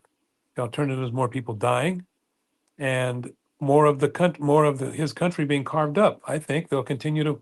There's no way.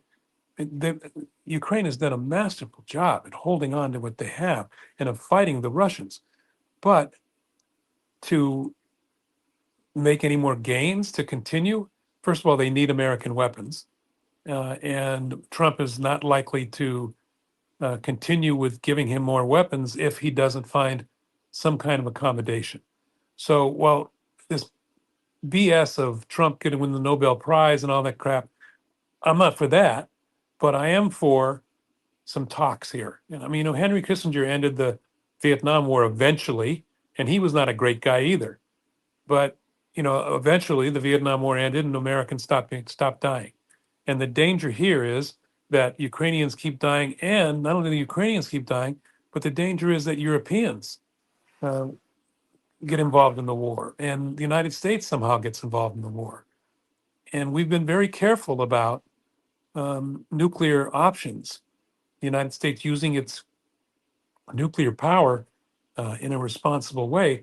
We can't depend upon Putin to using his weapons in a responsible way. He's already spoken of using tactical nuclear weapons in Ukraine, and I don't think it's out of reach that he will try that.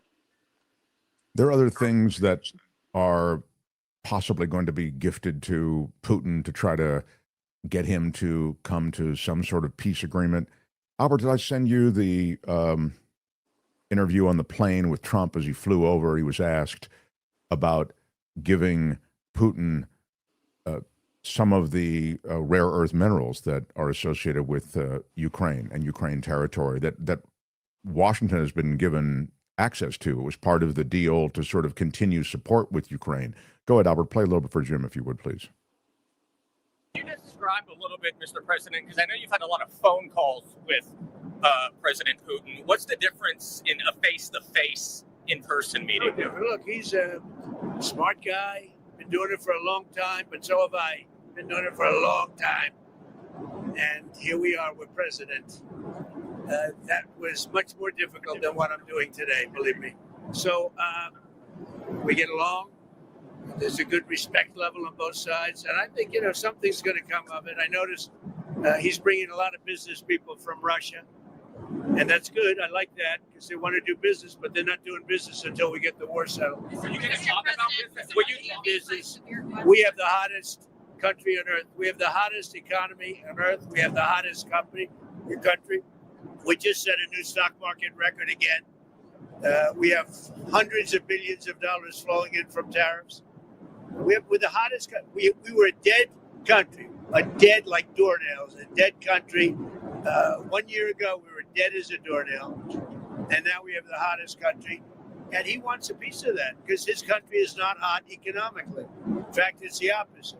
And China's not doing well economically, but look, I want everybody to do well. The war's got to stop and the killing's got to stop. Mr. President, what do you I'm going to shut it there. Sorry, that was more a campaign speech, but I think it speaks to how Trump is just he's so thin on everything. He just doesn't really have any sense of the depth of strategy associated with the Russian occupation of Ukraine. Somebody's saying, and by campaign speech, you mean exactly. A bunch of lies. Right.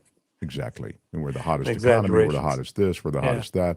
Inlay says Russia wants all of Ukraine, and they tested a nuclear rocket, one that can hold all nukes in the future today. So that ship has sailed. Putin does not want to stop, and Europe is on the line. There is a quality of appeasement, Jim, that is reminiscent of World War II and Hitler. This, we just want the Sudetenland. We're just give him this little bit of Eastern Ukraine and he'll stop. I mean, is that appeasement or is that a deal for a lasting peace? And doesn't, I would suggest respectfully, it have to be accompanied with a commitment on the part of America to Ukraine's security?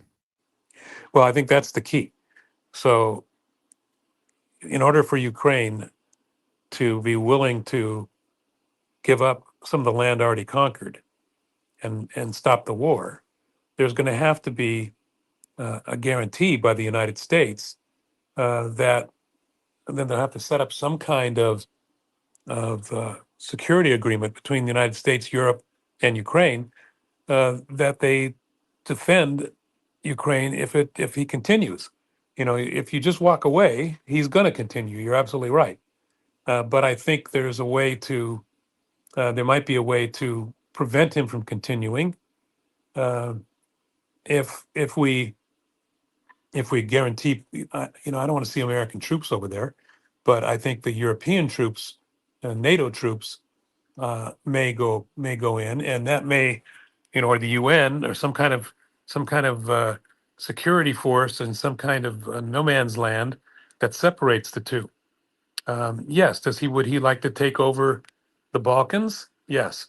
Would he like to move into parts of Germany they lost after the World War I?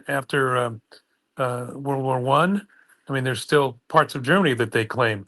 So, the Russians under Putin are dangerous, and we should be much firmer. Donald Trump appeasing this guy and flattering him and what a smart guy he is. He's not smart. He's ruthless. There's a difference between those two. Being smart would mean being able to find an accommodation here that works for both of them. This is interesting from our Norwegian viewer listener Asbjorn. Sadly, you can't trust the United States with Trump in charge. He is for sale 100%. Anything he says is a lie, null and void. Sorry, says Asbjorn. So I would say he has demonstrated how, all agreements made, trade agreements, security agreements, they're all just ephemeral. They're all negotiable. They all may go away, on a whim this afternoon. We had a security agreement with Ukraine, as you're well aware. When they gave up the nukes in the 90s, we had a security agreement that we were going to be with them should there be Russian aggression. That was part of the deal. Well, Russian aggression came, first with Crimea under Obama, now with the eastern Ukrainian territories well under siege from the Russians. And where are the Americans? We're not there with any kind of, we're kind of recoiling from NATO involvement now. And it really, as you say, Jim, it's been tepid when it comes to any sort of security for Ukraine. Yeah, we have to make sure, again, I'm not for American troops being there. I am for him getting every kind of weapon he needs, including the Patriot system to shoot down these missiles. And he should be well supplied. And the cost, MAGA is all worried about how much it's costing and why are we, supporting, why are we spending money over there? We're spending it over there so we don't have to spend it here. We don't have to spend American lives. That's why we're doing that. And, we need to support NATO and have NATO stand up to him. It is, Trump is a little bit right in that the first threat is against Europe. And so Europe's got to stand up. But if they're willing to do it, we've got to be their NATO allies and stand up as well. But boy, America has a place at the table that's really oversized, right? And so I'd say, Jim, and again, just to game it out, Trump agrees to some kind of ceasefire, that's a win for Putin. One of the reasons I think Putin is having this meeting with Trump is because he's not doing great with the war. I mean, I know there's this sense, and we all had the sense that Russia's going to, walk over Ukraine. Hasn't turned out that way at all.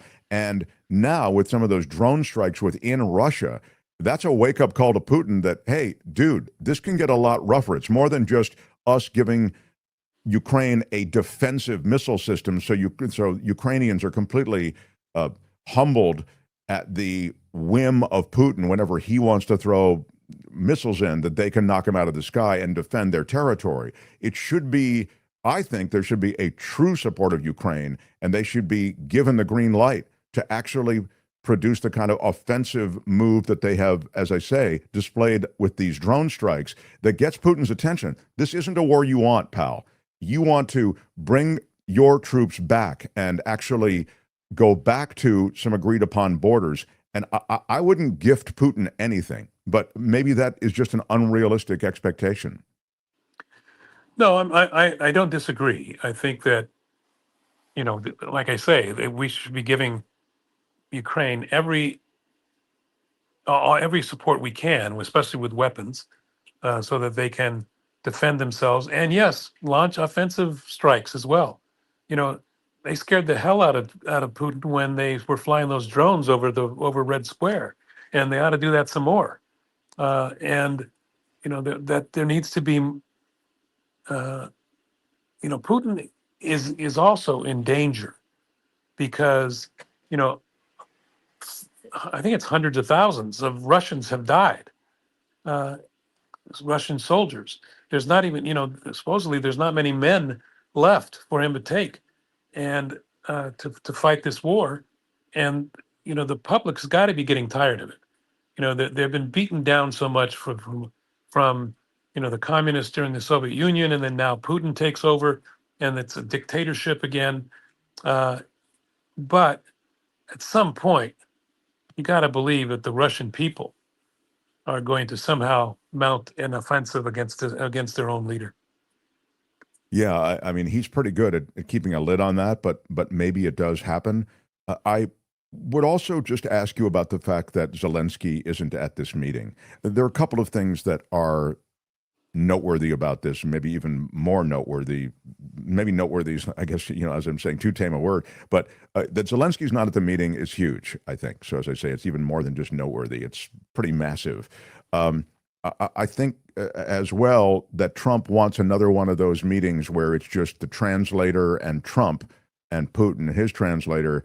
That worries me. Who me. knows what they agreed to? Exactly. Trump will get a hotel out of it at the same time. It's a side deal. I mean, Ukraine should be in these talks. There's no doubt about it, and they will be. I mean, if Trump, well, this is a stupid sentence. If Trump keeps his word, they will be in the next one. So if he wants to go there, I'm willing to give him a little slack. Wants to go there, sit down as the two most powerful countries in the world, or maybe except for China, and talk face to face and work out a framework of some kind, then I think that's possible. But once Trump gets the lay of the land here, by talking to Putin and what he's willing to do or not willing to do. I mean, Trump said he wants a ceasefire today. So if he doesn't get that today, and why does he think he's going to get Zelensky in the room? So, yeah, I agree. Zelensky should be there, and he should be laying out the terms. They can't do without him anyway. He's got to decide to give up the land. The only problem is for Zelensky, not the only problem. One of the big problems is if he doesn't allow Trump to have his way here and allow Putin to have his way and take some of their land. The problem is that they're going to. Trump's going to try to take it with the weapons. He's using that as leverage, and yes, the Ukrainians can fight a guerrilla war. We all know from Vietnam that can be successful, but the weapons that we're giving him to fight against Russia are really what's keeping them in the ballgame. Besides their bravery. I'll talk more a little bit about Ukraine. There was a great piece in the New York Times by a Russian knowledgeable Russian mind, and I'll share more of that. But we're just running so far behind it, and I want to just quickly get to the immigration situation. Outside that rally that Gavin Newsom was having, announcing the redistricting plan. Should Texas go through with its redistricting plan? They did make a show of the ICE agents, and they're carpet bombing the air of radio and television with these media buys, all about what Homeland Security is doing. I guess they're hoping for a lot of self-deportations. Speak to me about the immigration situation in Washington, if you in America, and the takeover of Washington as well. Well, I think that in general, most Americans, whether they're immigrants or not, are in favor of taking people who are here and committing crimes and sending them home. But he's gone too far. He overstepped, and I think that has backfired and will continue to backfire as long as he does that. Now, you're right, with that big bill that was such a disaster, they gave Homeland Security so much money that they're hiring many, many more agents, ICE agents, and they're doing this publicity campaign that may or may not be successful. Trump believes, and it's been his modus operandi for a long time, that if you can lie as long as you say that lie over and over again and you stick to it. And he'll do that. He'll continue to do that. That's a problem. As far as what's going on in D.C., I lived in D.C. for many years, not many years, but 5 years. You lived in D.C. It has its problems, but so does Los Angeles. So does New York. So does all major cities have their problems with crime. And I think that bringing in the National Guard is not the answer. Why isn't he just giving D.C. more money to hire more cops?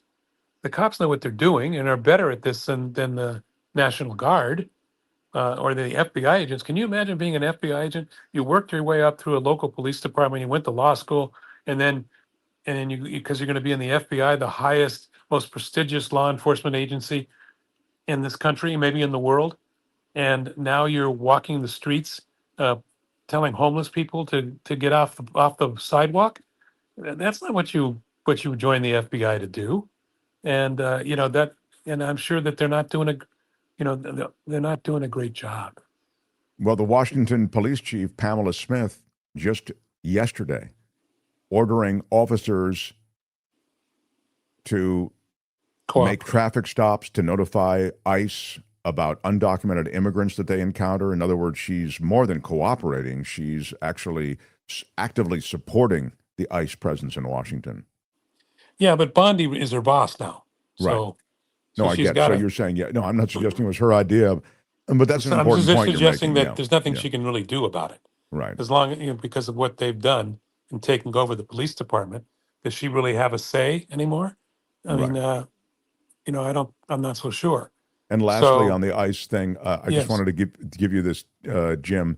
The Trump administration is set to spend up to $50 million on a wave of taxpayer-funded PR because of the negative coverage dogging Kristi Noem, the Homeland Security Secretary. The forecasting record just posted this week by the Department for Homeland Security pledges $20 million to $50 million as a, quote, international campaign follow-on to the Stronger Border, Stronger America ads that have starred Noem. They're going to double down on those with those tens of millions of dollars directed at doing that. So this has been... a lot of people support stronger borders, both sides of the aisle, and independents. That's not what they're doing, though. They're conflating it with what they're doing with these deportations. That's totally different.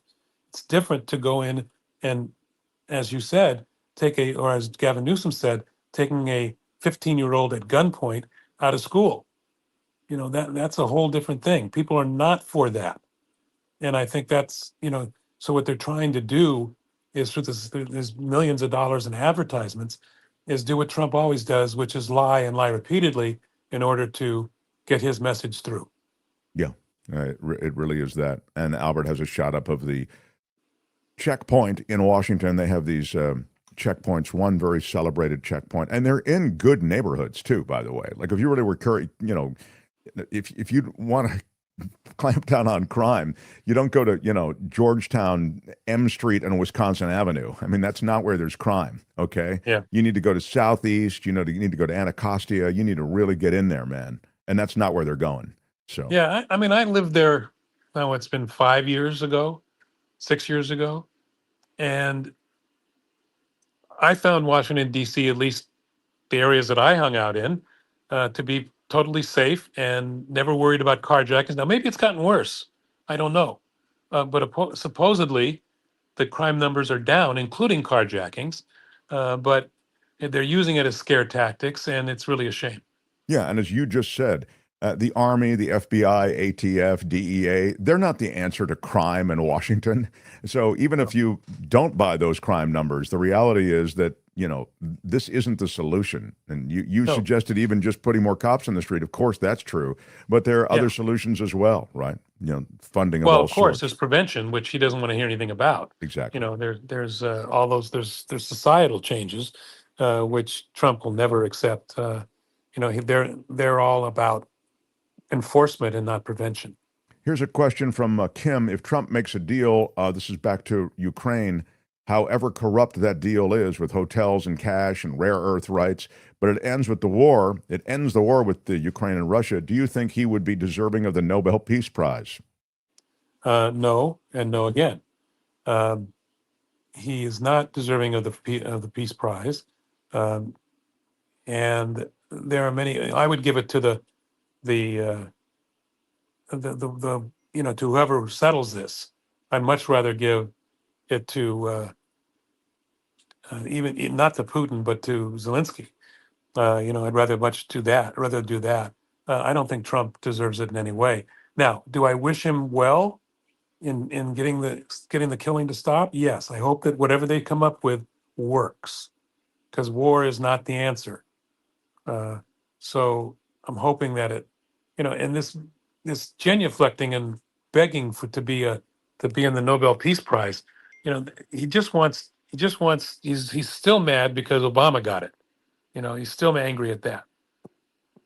It's weird too, just in conclusion, that Putin and Trump are sort of both in that way looking for legitimacy, looking for the kind of, as you said, sort of the equality with Obama.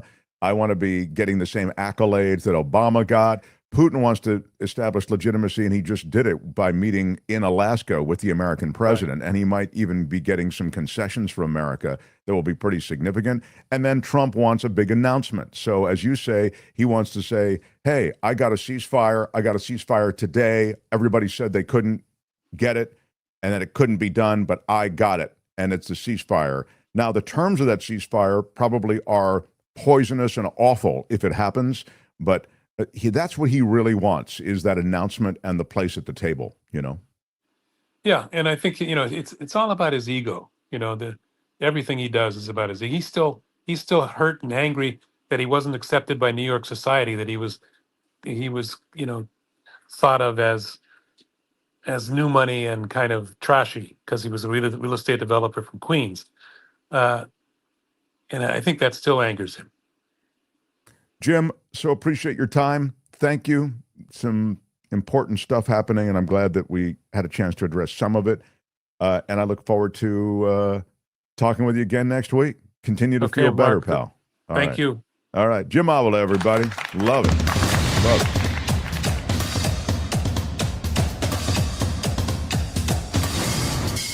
The Mark Thompson Show. Who's Mark Thompson?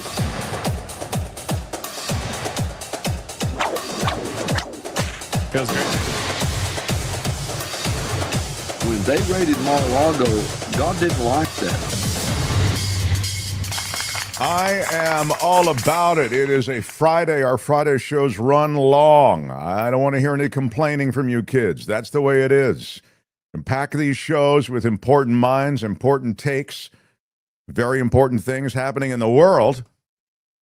And I don't want to hear any crap about how we didn't get a Friday Fabulous Florida soon enough. Listen to me. I don't want to hear you. Everybody just settle down, is what I'm saying. They pay me a lot of money for having attitude. That's right. Jeez. I do want some coffee. I have the Coachella Valley coffee. You got to get a vibe, man. You got to get on this. Did you have some this morning? I left some out there in the carafe for you, Michael Snyder, Culture Blaster. Yeah. I have a couple of gulps here. Right. You left me the dregs, like usual. CoachellaValleyCoffee.com. Use Mark T at checkout, 10% off, and your life will be changed also, just as ours. Hey, even the dregs are delicious, Mark. That's how good Coachella Valley coffee is. Yes, even the dregs are delicious. That's a great, that's a great marketing slogan. Chaplain Fred said, you keep going, Mark. Push, baby, push. Right on, Chaplain Fred. Big shout out to you. Yeah. You're going to have to kick it for a second here, Culture Blaster, because I am going to do my Friday Fabulous Florida, which the kids like that. I'm a regular listener. I know the situation today. And of course, as usual, the redheaded stepchild gets bumped for some gators. It's okay, Mark. Yeah. Murphy Rowan. Friday Fabulous Florida. Friday Fabulous Florida. I sent you stuff. Tammy says, I sent you stuff. I forwarded it on to Albert. All the stuff lives in the Albert universe. He creates and curates Friday Fabulous Florida. This is a cure for what ails you. It is a palate cleanser from the toxicity of the politics, of the policy. We do this segment regularly on Fridays. We started it on the radio. This used to be a radio show. We moved to YouTube, our home platform, and now it goes out as an audio podcast as well. But we've retained certain elements, as you can tell, of our old radio show, and one of them is this one. This is Friday Fabulous Florida. It's time for Friday Fabulous Florida. There is a gigantic alligator in my kitchen. A look at the weirdest stories from our weirdest state. Yeah. Oh, yeah. So we start in Florida with Seminole County. A mother in Seminole County finds someone in her backyard feeding the baby. Who is naked, everybody. He is naked. That's Whose right. Baby? Her baby? Whose baby? She was feeding her own County baby. Woman. What's that? Yeah. She was feeding her own baby and she found a naked man. Oh, I see. I thought he was feeding the baby. Jesus. Oh, so he wasn't feeding the baby, Albert? Fortunately, if that was the case, I don't think I'll include that in. Who is having that Friday conversation? I was having it. I thought it was a naked man. I thought she went inside for a minute. Anyway, it would have been really great if he had been breastfeeding the baby. Oh, come on. Very, very good. That's what I thought. I'm like, what? She found a naked man in her backyard while she was feeding her baby. So here's what I saw. That's more tolerable. Yeah, I thought I saw she's feeding the baby. I saw finds naked man in backyard feeding baby, but it's really while she was feeding the baby. Sure. Yeah. Anyway, the it was point oddly is worded. It's a he's very nude in the backyard. He's headline 44 years old, so he's getting his best naked on in his 40s, and he was arrested and sent to the Sable Palm Court. I'm sorry, the Sanford Police jurisdiction. A woman feeding her 5-month-old child at home when she saw him walking in her backyard, moving back and forth between the living room and bedroom window. When she looked more closely, she told police that she saw that he was naked and inappropriately touching himself while looking at her and the child. There is his he picture. Looks like Robert Redford, if Robert Redford had done like 20 years worth of meth. Yeah, he doesn't look great. No. He's got the same bags under his eyes that I do, though. And Gone Fishing says that's a 4, says Manuel Martinez on the Mark Thompson Show booking photo scale. Gone Fishing says it's a 10 for Mark's version of the story, where the naked man is actually feeding the baby. Yeah. Right. Anyway, he is found in the backyard. He is arrested there in Seminole County, and all is right with the bizarro Florida world. A Florida man is accused of grand theft auto. He claims that the repair shop let him take his car, or take the car, because he was homeless. He's accused of stealing a vehicle from a Winter Haven repair shop. Christopher Rodriguez, 27, claimed that his friend Bubba, that is strong, told him that the repair shop puts vehicles at the location so homeless people can use them. What a great idea that is. Rodriguez charged with grand theft of a motor vehicle, possession of anybody? Meth is what we're looking for, of course. And drug paraphernalia. Also, they threw in driving while license suspended or revoked. Oh, that's nice. I always love it when they throw in some. Yeah. He has a very thick, strong neck. Yeah. He has a very good neck game. Mm-hmm. Yeah. Christopher Rodriguez. I think you could clean him up, get him off the meth, get him onto some kind of car lease of his own. Maybe he could turn his life into a life about goodness and niceness, but he's got to get out of the state of Florida. Yeah. A manatee exhausted from mating is rescued off of Reddington Beach. It happened just yesterday morning. The Florida Fish and Wildlife staff, the animal crew that responds to various situations, their marine mammal staff, they responded to a manatee. Shallow water. Leave them alone. Yeah.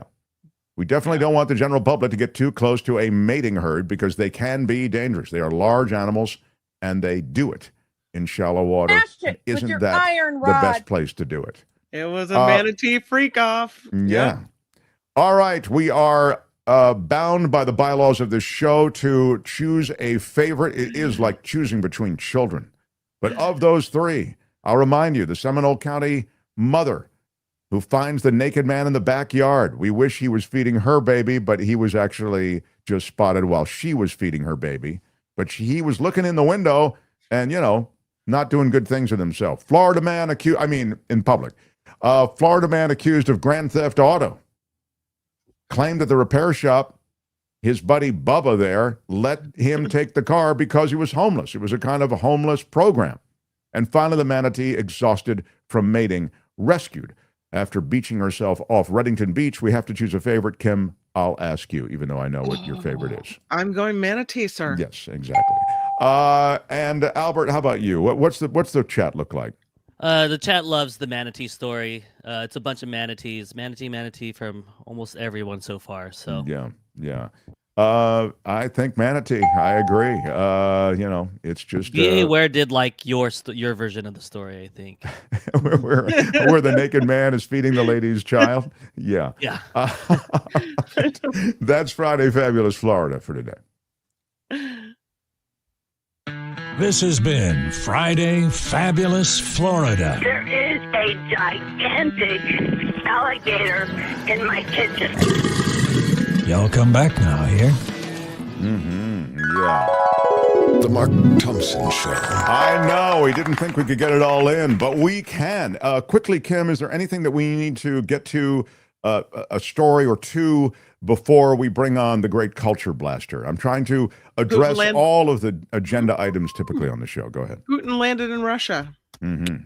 There you go. We showed that. We showed that on the air. Yeah, you saw him shaking hands. They're shaking hands. That's pretty much what's going on. Yeah. All right. Let me right now, while we still have a couple of minutes, and then I'll bring on the culture blaster, and then I will bring off the culture blaster. Culture blaster, you can chime in as necessary. I'm just looking at thanks everybody who has been in our super chat today and in our chat today. Randy says, I'm listening to CNN's coverage of the upcoming meeting between Trump and Putin. Trump is going to get played by Putin. Yep. Hi, everybody. It's Friday. That's from William Lundgren.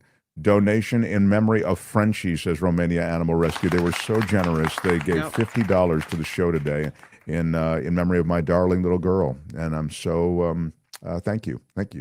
Mark, I miss you on, I can't say more because I'm still not over it. Mark, I miss you on TYT Old School. Any chance we see you there again? Kirk Ireland says. I'd love to do it. The only reason I'm not on TYT Old School, they ask me over and over and over again, is that there's a scheduling conflict. Tuesday nights, I'm on the radio in Los Angeles, Tuesday afternoon, which is kind of when Old School goes down. So I'm on with Tim Conway Jr. in Los Angeles until 7. And so I can't get to a place to do TYT Old School in time because they do the show at 7. So I think we're 6. Mm-hmm. So that's the problem. I love TYT Old School. I'd love to do it some more. I did TYT two weeks ago, I think. This from Luis. Today is reminiscent of Donald Trump's last big dictator date with Kim of North Korea. I'm so done with Trump's fellatio diplomacy where only a dictator is satisfied. Wow. I do think that this is going to be a big wet kiss to Putin.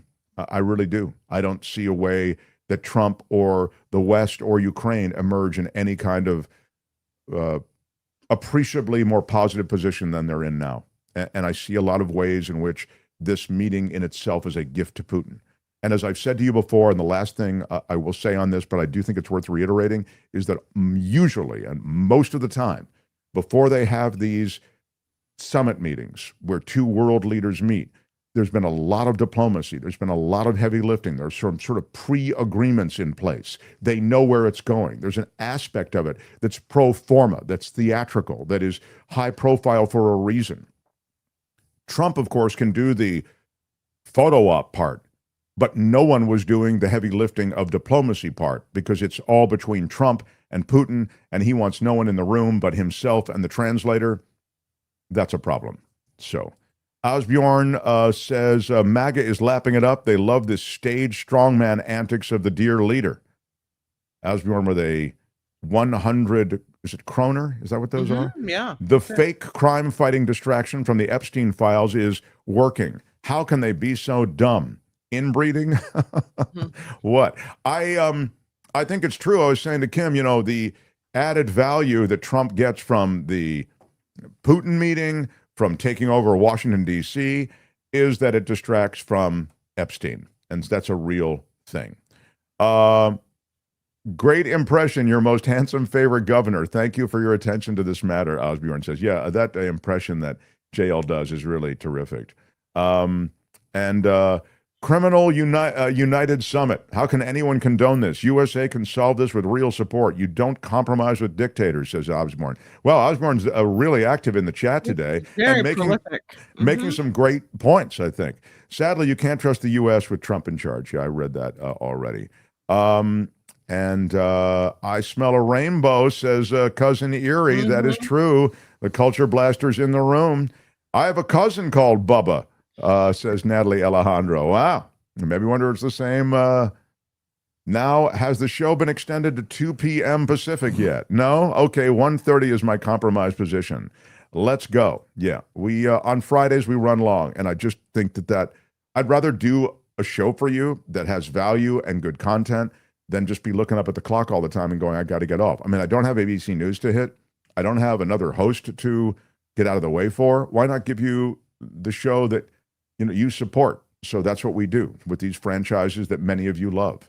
And Kim is understanding when it comes to the After Party Live. I mean, it's just, it's an after party. Howard Stern used to do 5.5, 6 hours on the air, and then they would do the after party. And that's a show that's only supposed to be 4 hours long. So it's just understood. And on Fridays, we try to get in as much as we can. I try to clear my schedule so that I don't have to go somewhere right after the show so that we can get you this. So thank you for understanding that. I am thinking that I got to everything. Didn't I? Europe will pay for it. Just give us some credit. Yeah, exactly. Is that a promise or is that a statement? All right. Michael, would you like me to delay a little bit longer? This is a classic Mark Thompson time waster. It is in your nature, Mark. It really is. I like a little delay. I think it builds anticipation.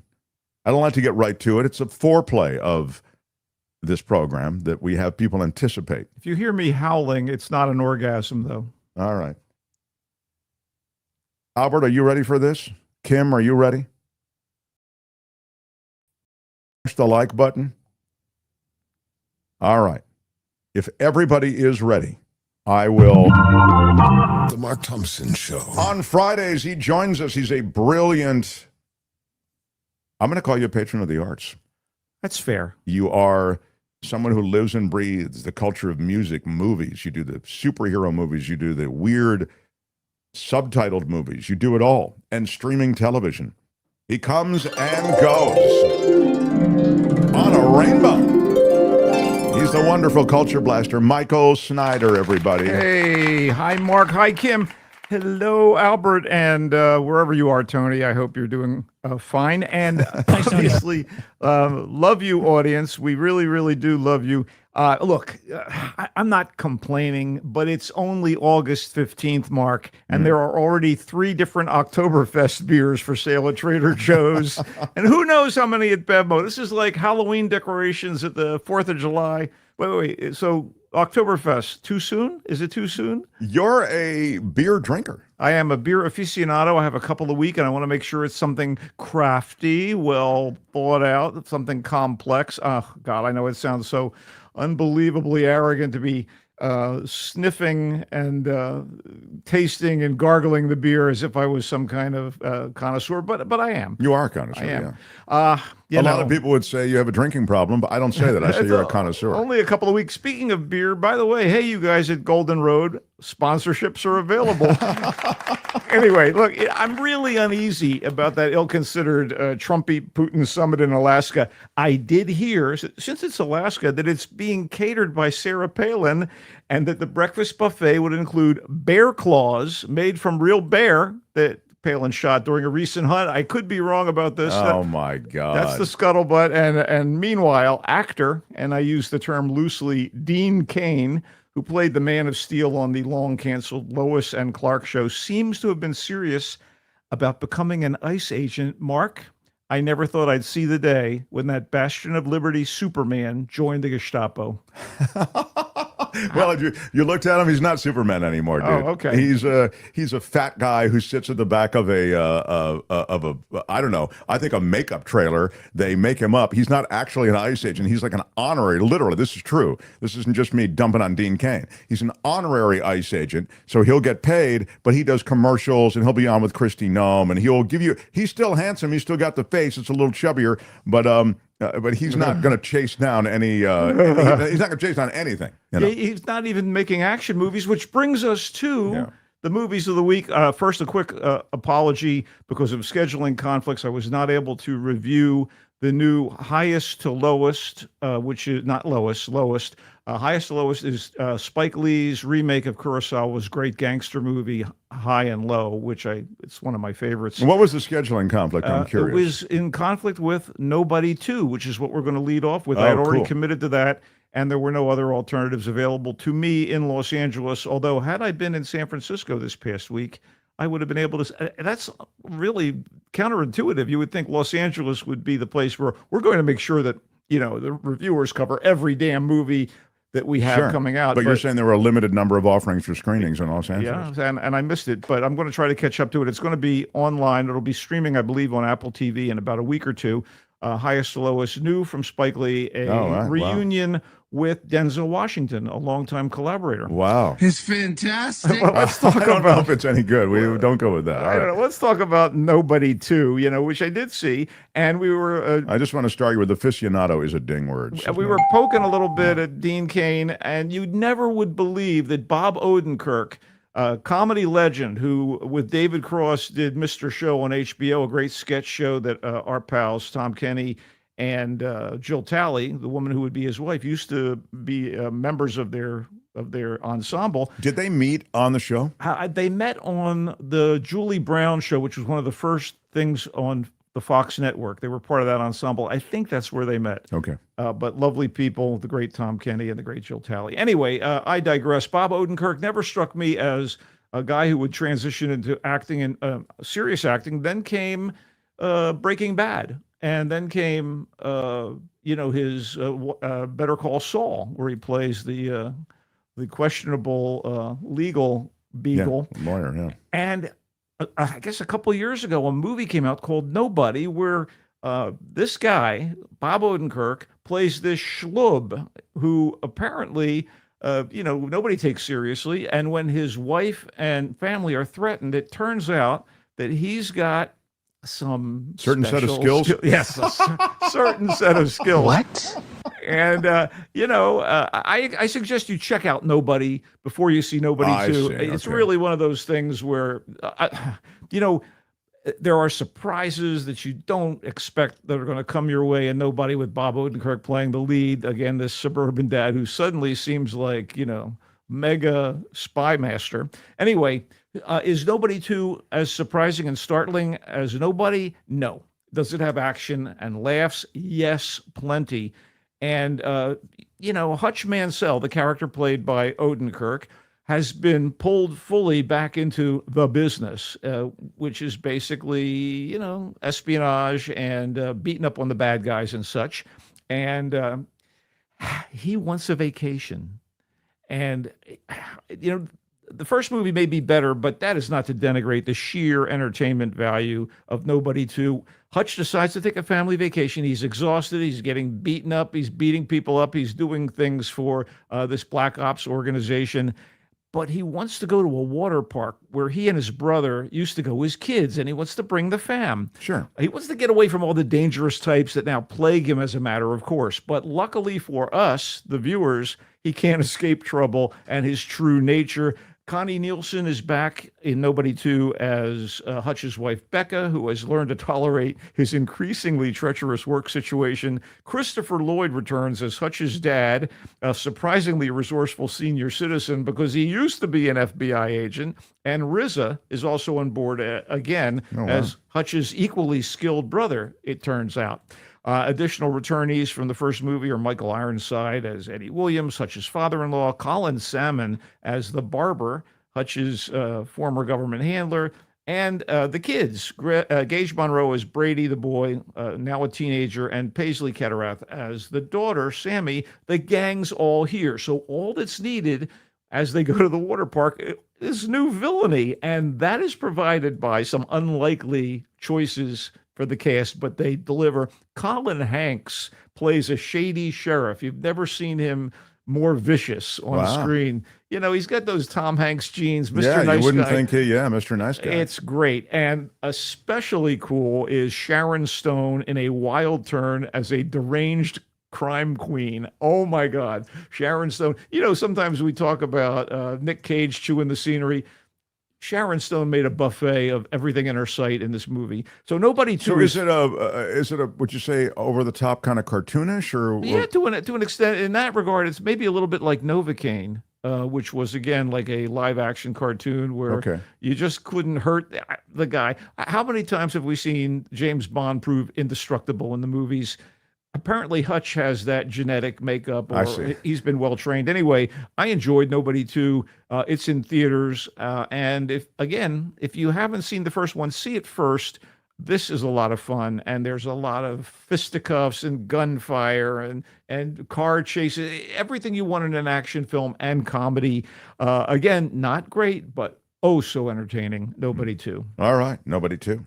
Okay, let's move on to something a little more cerebral, if you will.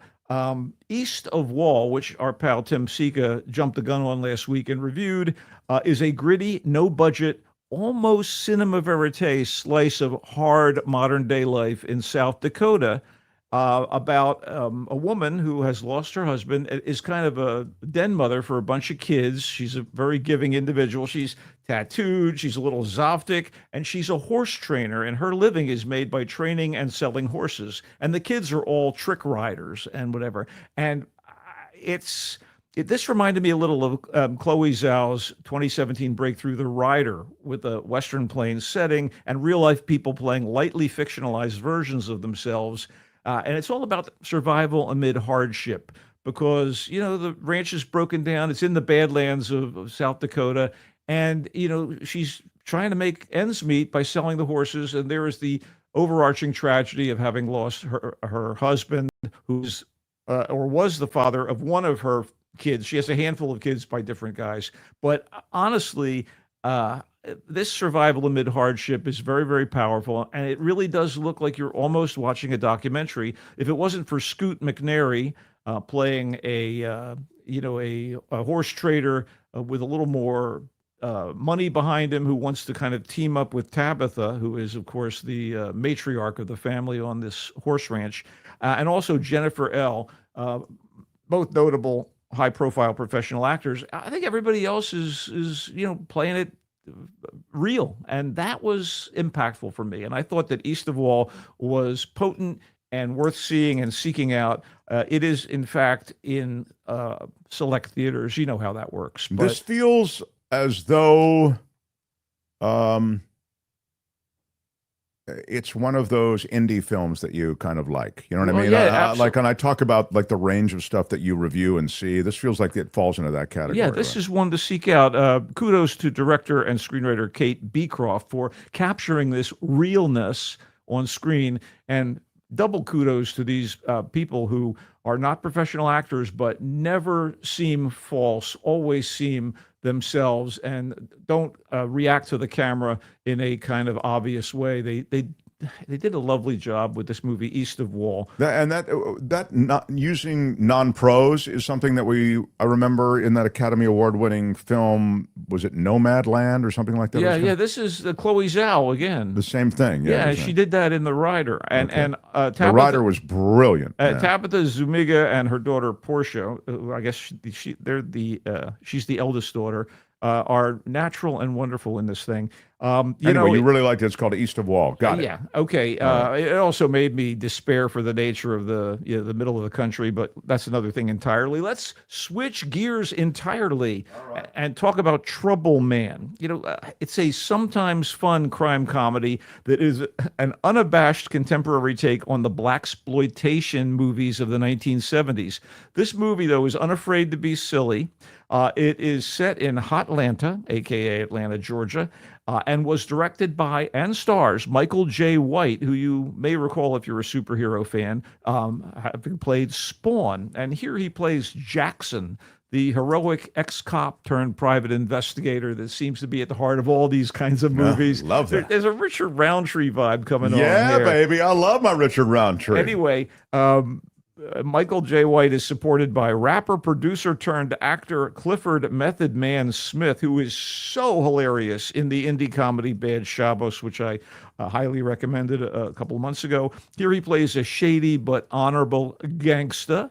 whose girlfriend, a pop singer, R&B singer, very, very beloved and famous, has gone missing. And so the root of the story here is that Jackson, teaming up to some extent with Smith's character, have to find the missing woman. There are some other cool actors in this thing that obviously wanted to get on board a project like this. Orlando Jones, a fine sketch comic, plays a sleazy record company executive, the guy who initially hires our boy Jackson to find his prize singer. And Mike Epps of the acting Epps family plays a goofy but loyal nightclub owner. The film's title comes from a funky, streetwise Marvin Gaye song and soundtrack album to the 1972 movie Trouble Man, which clearly influenced this Trouble Man. And, again, it was fun. It's not a great movie, but I didn't feel like I had wasted my time. I got a few laughs out of it. Hard to recommend it wholeheartedly, but Trouble Man is in select theaters and streaming on demand right now. Tammy says Trouble Man was a favorite Marvin Gaye song. Yeah, and it obviously was part and parcel of the inspiration of this movie. Okay, we are going to switch gears yet again. Coming from animator Jendi Tartakovsky of Cartoon Network's superb series Primal, which is a very Conan the Barbarian type animated story of kind of a early man who's going through the wilderness of the world of that era. And before that, Tartakovsky did the innovative Samurai Jack. And now he's done Fixed, which is a cartoon comedy about Bull, a lovable mutt in the suburbs who lives a carefree life with his human family. The only discomfort he feels is he yearns to mate with Honey, the friendly, well-groomed show dog next door. Aren't we all yearning for Honey? We are. To mate with her, I mean. But that's very minor when he learns from his other canine neighbors that he's going to be taken to the vet and neutered. Oh, no. In a day or so. So Bull escapes his backyard and heads out into the big city where he encounters a variety of adventures, some of which are pretty hilarious. But I have to mention here that Fixed is vulgar and profane, like a hard R-rated version of the 2023 animated feature Strays. No. But it's kind of savvy and ruefully funny. By the way, there are many, many testicle jokes, a smattering of scatological humor, animal behavior humor, and there are some decent takedowns of pet owners, especially those that breed, coddle, and enter their pedigreed pups in dog shows. I'm sure you're concerned about. Yeah, no, it's I hate it. It's absolutely I knew awful. that would be the case. Yeah. In any way, so Fixed is not for the kids. I mean, consider the title, Fixed. We'll see about that. And there is a great voice cast. Adam Devine voices Bull. His best friend, who's sort of a Doberman Pinscher, is voiced by Idris Elba. Wow. The dog next door, Honey, voiced by Catherine Hahn. Fred Armisen is one of those little wiener dogs that gets dressed up by his owners in embarrassing fashion.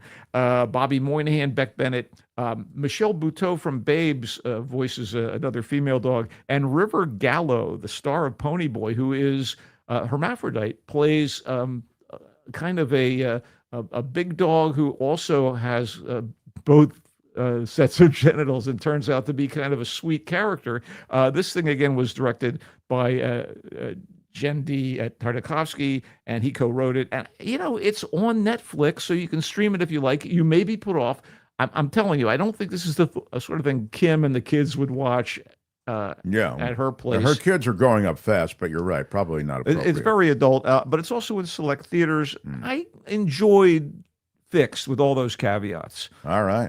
Quick note about a couple of things on television I kind of wanted to get to because I'm sort of excited by them, and I'm that kind of guy. So you're nothing if not that kind of guy, Michael. What do you have for us on television? I will do the swift coverage of what I have on TV. All right. Fargo series creator Noah Hawley takes on the Ridley Scott, James Cameron launched franchise Alien, about the sleek, thoroughly bloodthirsty extraterrestrial monsters, and brings them down to terra firma a few years before the events of the original classic sci-fi feature. Wow, Alien. This is the prequel then. Kind of, yeah. It's a couple of years ahead of that. Apparently, the Nostromo is way out there in space, so they don't know that there's already been kind of an incursion on Earth. But That's wild. I mean, I think that there are some communications between them and Earth. I'm surprised they're not aware of it. But all right, continue. It takes Maybe a while plot for the hole. signal to It does travel take. No, light you're years right. or whatever. It takes months and months. You're right. The thing about Alien Earth, which is the title, and it's on FX Hulu, is that there are newly minted synths with human brains that are now a development in, I guess, AI or post-AI, sentient beings. You've got androids that are fully synthetic. You've got cyborgs that are a mix of human and synthetic. And now you have the synths, which have human brains that are downloaded into synthetic bodies. So, wow. What is the?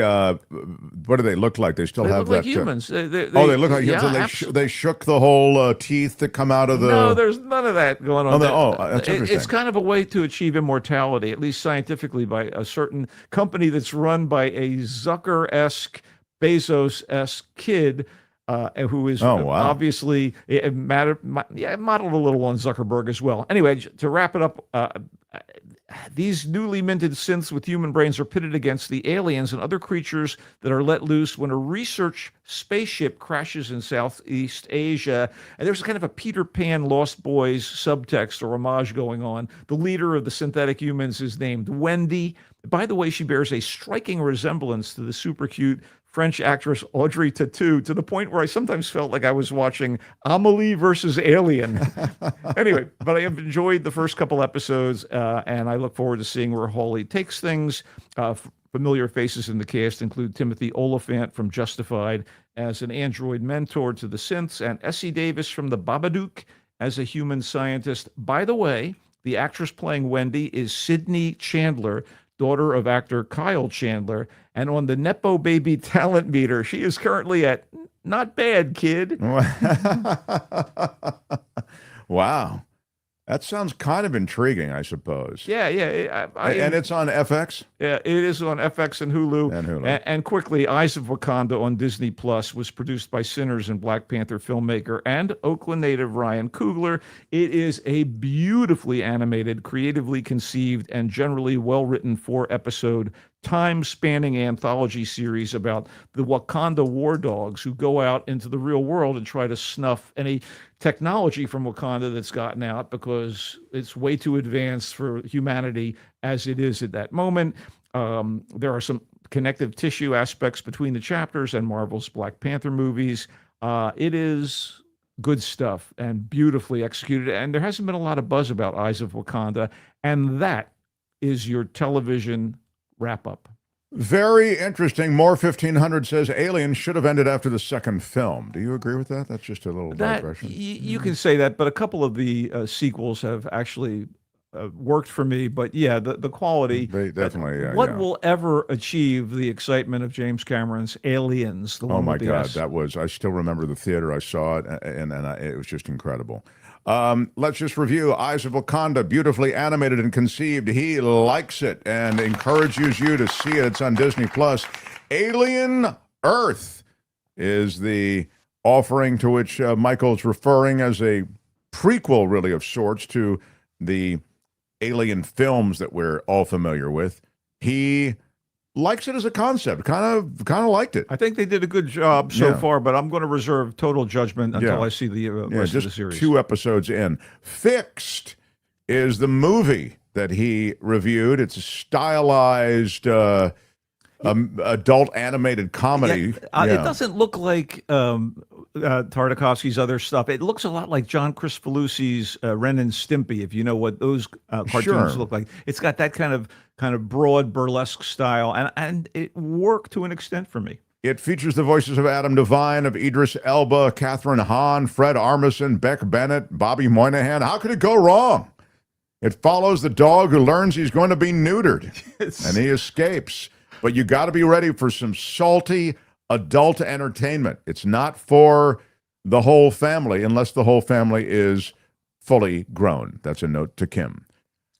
Trouble Man is the Michael J. White Method Man inhabited offering. He's from Bad Shabbos, right? Method Man is really so funny, talented and funny, and Trouble Man is it's kind of got a Superfly kind of vibe. It's got a little vibe. It's a little tired in that regard, but I thought they did okay. I think I could dig it, man. I think I may check that out. Is it been streaming anywhere? I got to go to the theater. Yeah, it is streaming. So. It is Absolutely. All right, I'm going to find that Trouble Man. Again, streaming or in the theater. It's pretty silly. It gets a little silly, but East of Wall is the gritty, no-budget offering. Takes place in South Dakota, and survival amid hardship is what I was getting. Yeah. Scoot McNairy, Jennifer L., but mostly non-pro actors. It's a really textured view of this struggle. Best movie we're talking about this weekend. East of Wall. It's in theaters. Nobody 2 is the Bob Odenkirk action and laughs, all wrapped up with Colin Hanks as a bad guy, Sharon Stone as a bad woman. She's a bad mofo. She's a deranged crime queen. Yeah, I think that's what I said. And Culture Blaster kind of liked it. Oh, yeah. It's the most fun of all these movies. Yeah. I read his book, which is I think it's called Comedy, Drama, or where he kind of goes through a lot of it. I really liked Odenkirk, huh? Reading about Odenkirk, and reading about his exploits with. I just loved Mr. Show was one of my favorites. Brilliant. And Tom Kenny, our pal, was terrific in that. Michael, what a pleasure to see you again. You can read Michael's musings about things other than just culture. The Culture Blaster is also at thevoicesf.org. Thevoicesf.org. You have any closing comments, Michael, before I let you go? Yeah. I want a shout out to Kim for her patience. Big shout out in terms of starting up the After Party Live, and to my colleague Tim Sika, who's also impacted by our delays. Big shout out. I get it. That's why Kim's annoyed. Of course, she's got guests for the After Party Live. Yeah, she doesn't like. This show is, I feel like it's kind of a burden for you, Kim. I don't know. I feel like it gets in the way of your regular stuff. Yet I adore Kim. I really do. I'll tell you something. I'm going to make a confession here since the show is pretty much over. Most everybody's gone. That's my favorite look, where she looks at me and be like, what the dude? What the I'm just sitting here. What the I always liked Kim. That's the reason I brought her over with me, and we built this thing, and she's only gotten better, and I already liked her. And I really do adore her. She's the best. Really do. I miss when you're not running the show, but man, she's good, and we had a great time last Friday despite your absence. One more quick note. CBD is saying Kim is your North Star, Mark. I would not say that, Kim. I mean, I am not. Do not know. Yeah, let's not go overboard, CBD. Yeah, she is not my North Star. I'm just saying that I adore her. We love her. We love her. And I do love the Giants despite their horrible tailspin. It's brutal right now with the Giants. Brutal. What the hell is going on in the United States of America? Hopefully they'll be able to take care of business this weekend at Oracle. Kim is giving you the wrap, so maybe you want to wrap it up. Okay? I'm done. I mean, I was waiting for the rainbow, dude. Okay. Well, you said I had a couple more things. All right. Kim, I have a few more stories, and then you will begin. He comes and goes on a rainbow. Bye-bye, Michael. See you next week, everyone. Yeah. Now, I don't know what time it is on the East Coast, and I don't know what time it is on the West Coast, and I don't know what time it is in Norway, and I don't know what time it is in Australia, because this show exists as a timeless offering on the world events. I have a way, way, way more inside me, Kim. Way more. I could do hours more. Why are you yelling? Somebody needs to talk to management about a big raise this year for Kim. Mm-hmm. She's doing this the whole time, going like that. Yeah. Uh-huh. I mean, I'm trying to keep this thing on a schedule. Yeah. And at every turn, you thwart me. Thwart is a beautiful dang word. Bravo. I'm cut to the quick by my own people. It's brutal. Richard Delamater, have a great weekend. See you Monday, bitches. We open and close with Delamater. Everyone, thank you for your emails and your thoughts for a difficult week on my end. I appreciate that. Michael D says, Mark, doesn't DOD, the Department of Defense, have hair and makeup right next to the security entrance now? You're right. Yes. As more and more media organizations are getting rid of hair and makeup because of the expense, we, the taxpayer, have provided a makeup and hair area at the Department of Defense where our Pete Hegseth can get what he needs. And so, thank you, everyone. Kim's After Party Live is coming up on the After Party Live channel. I'm Shadow Stevens for the Mark Thompson Show. Bye-bye. Next week is a big week. Great All guests. the time. Bye-bye. All the time. Bye-bye. Kim, thank you. Albert, thank you. Until Monday. Bye-bye.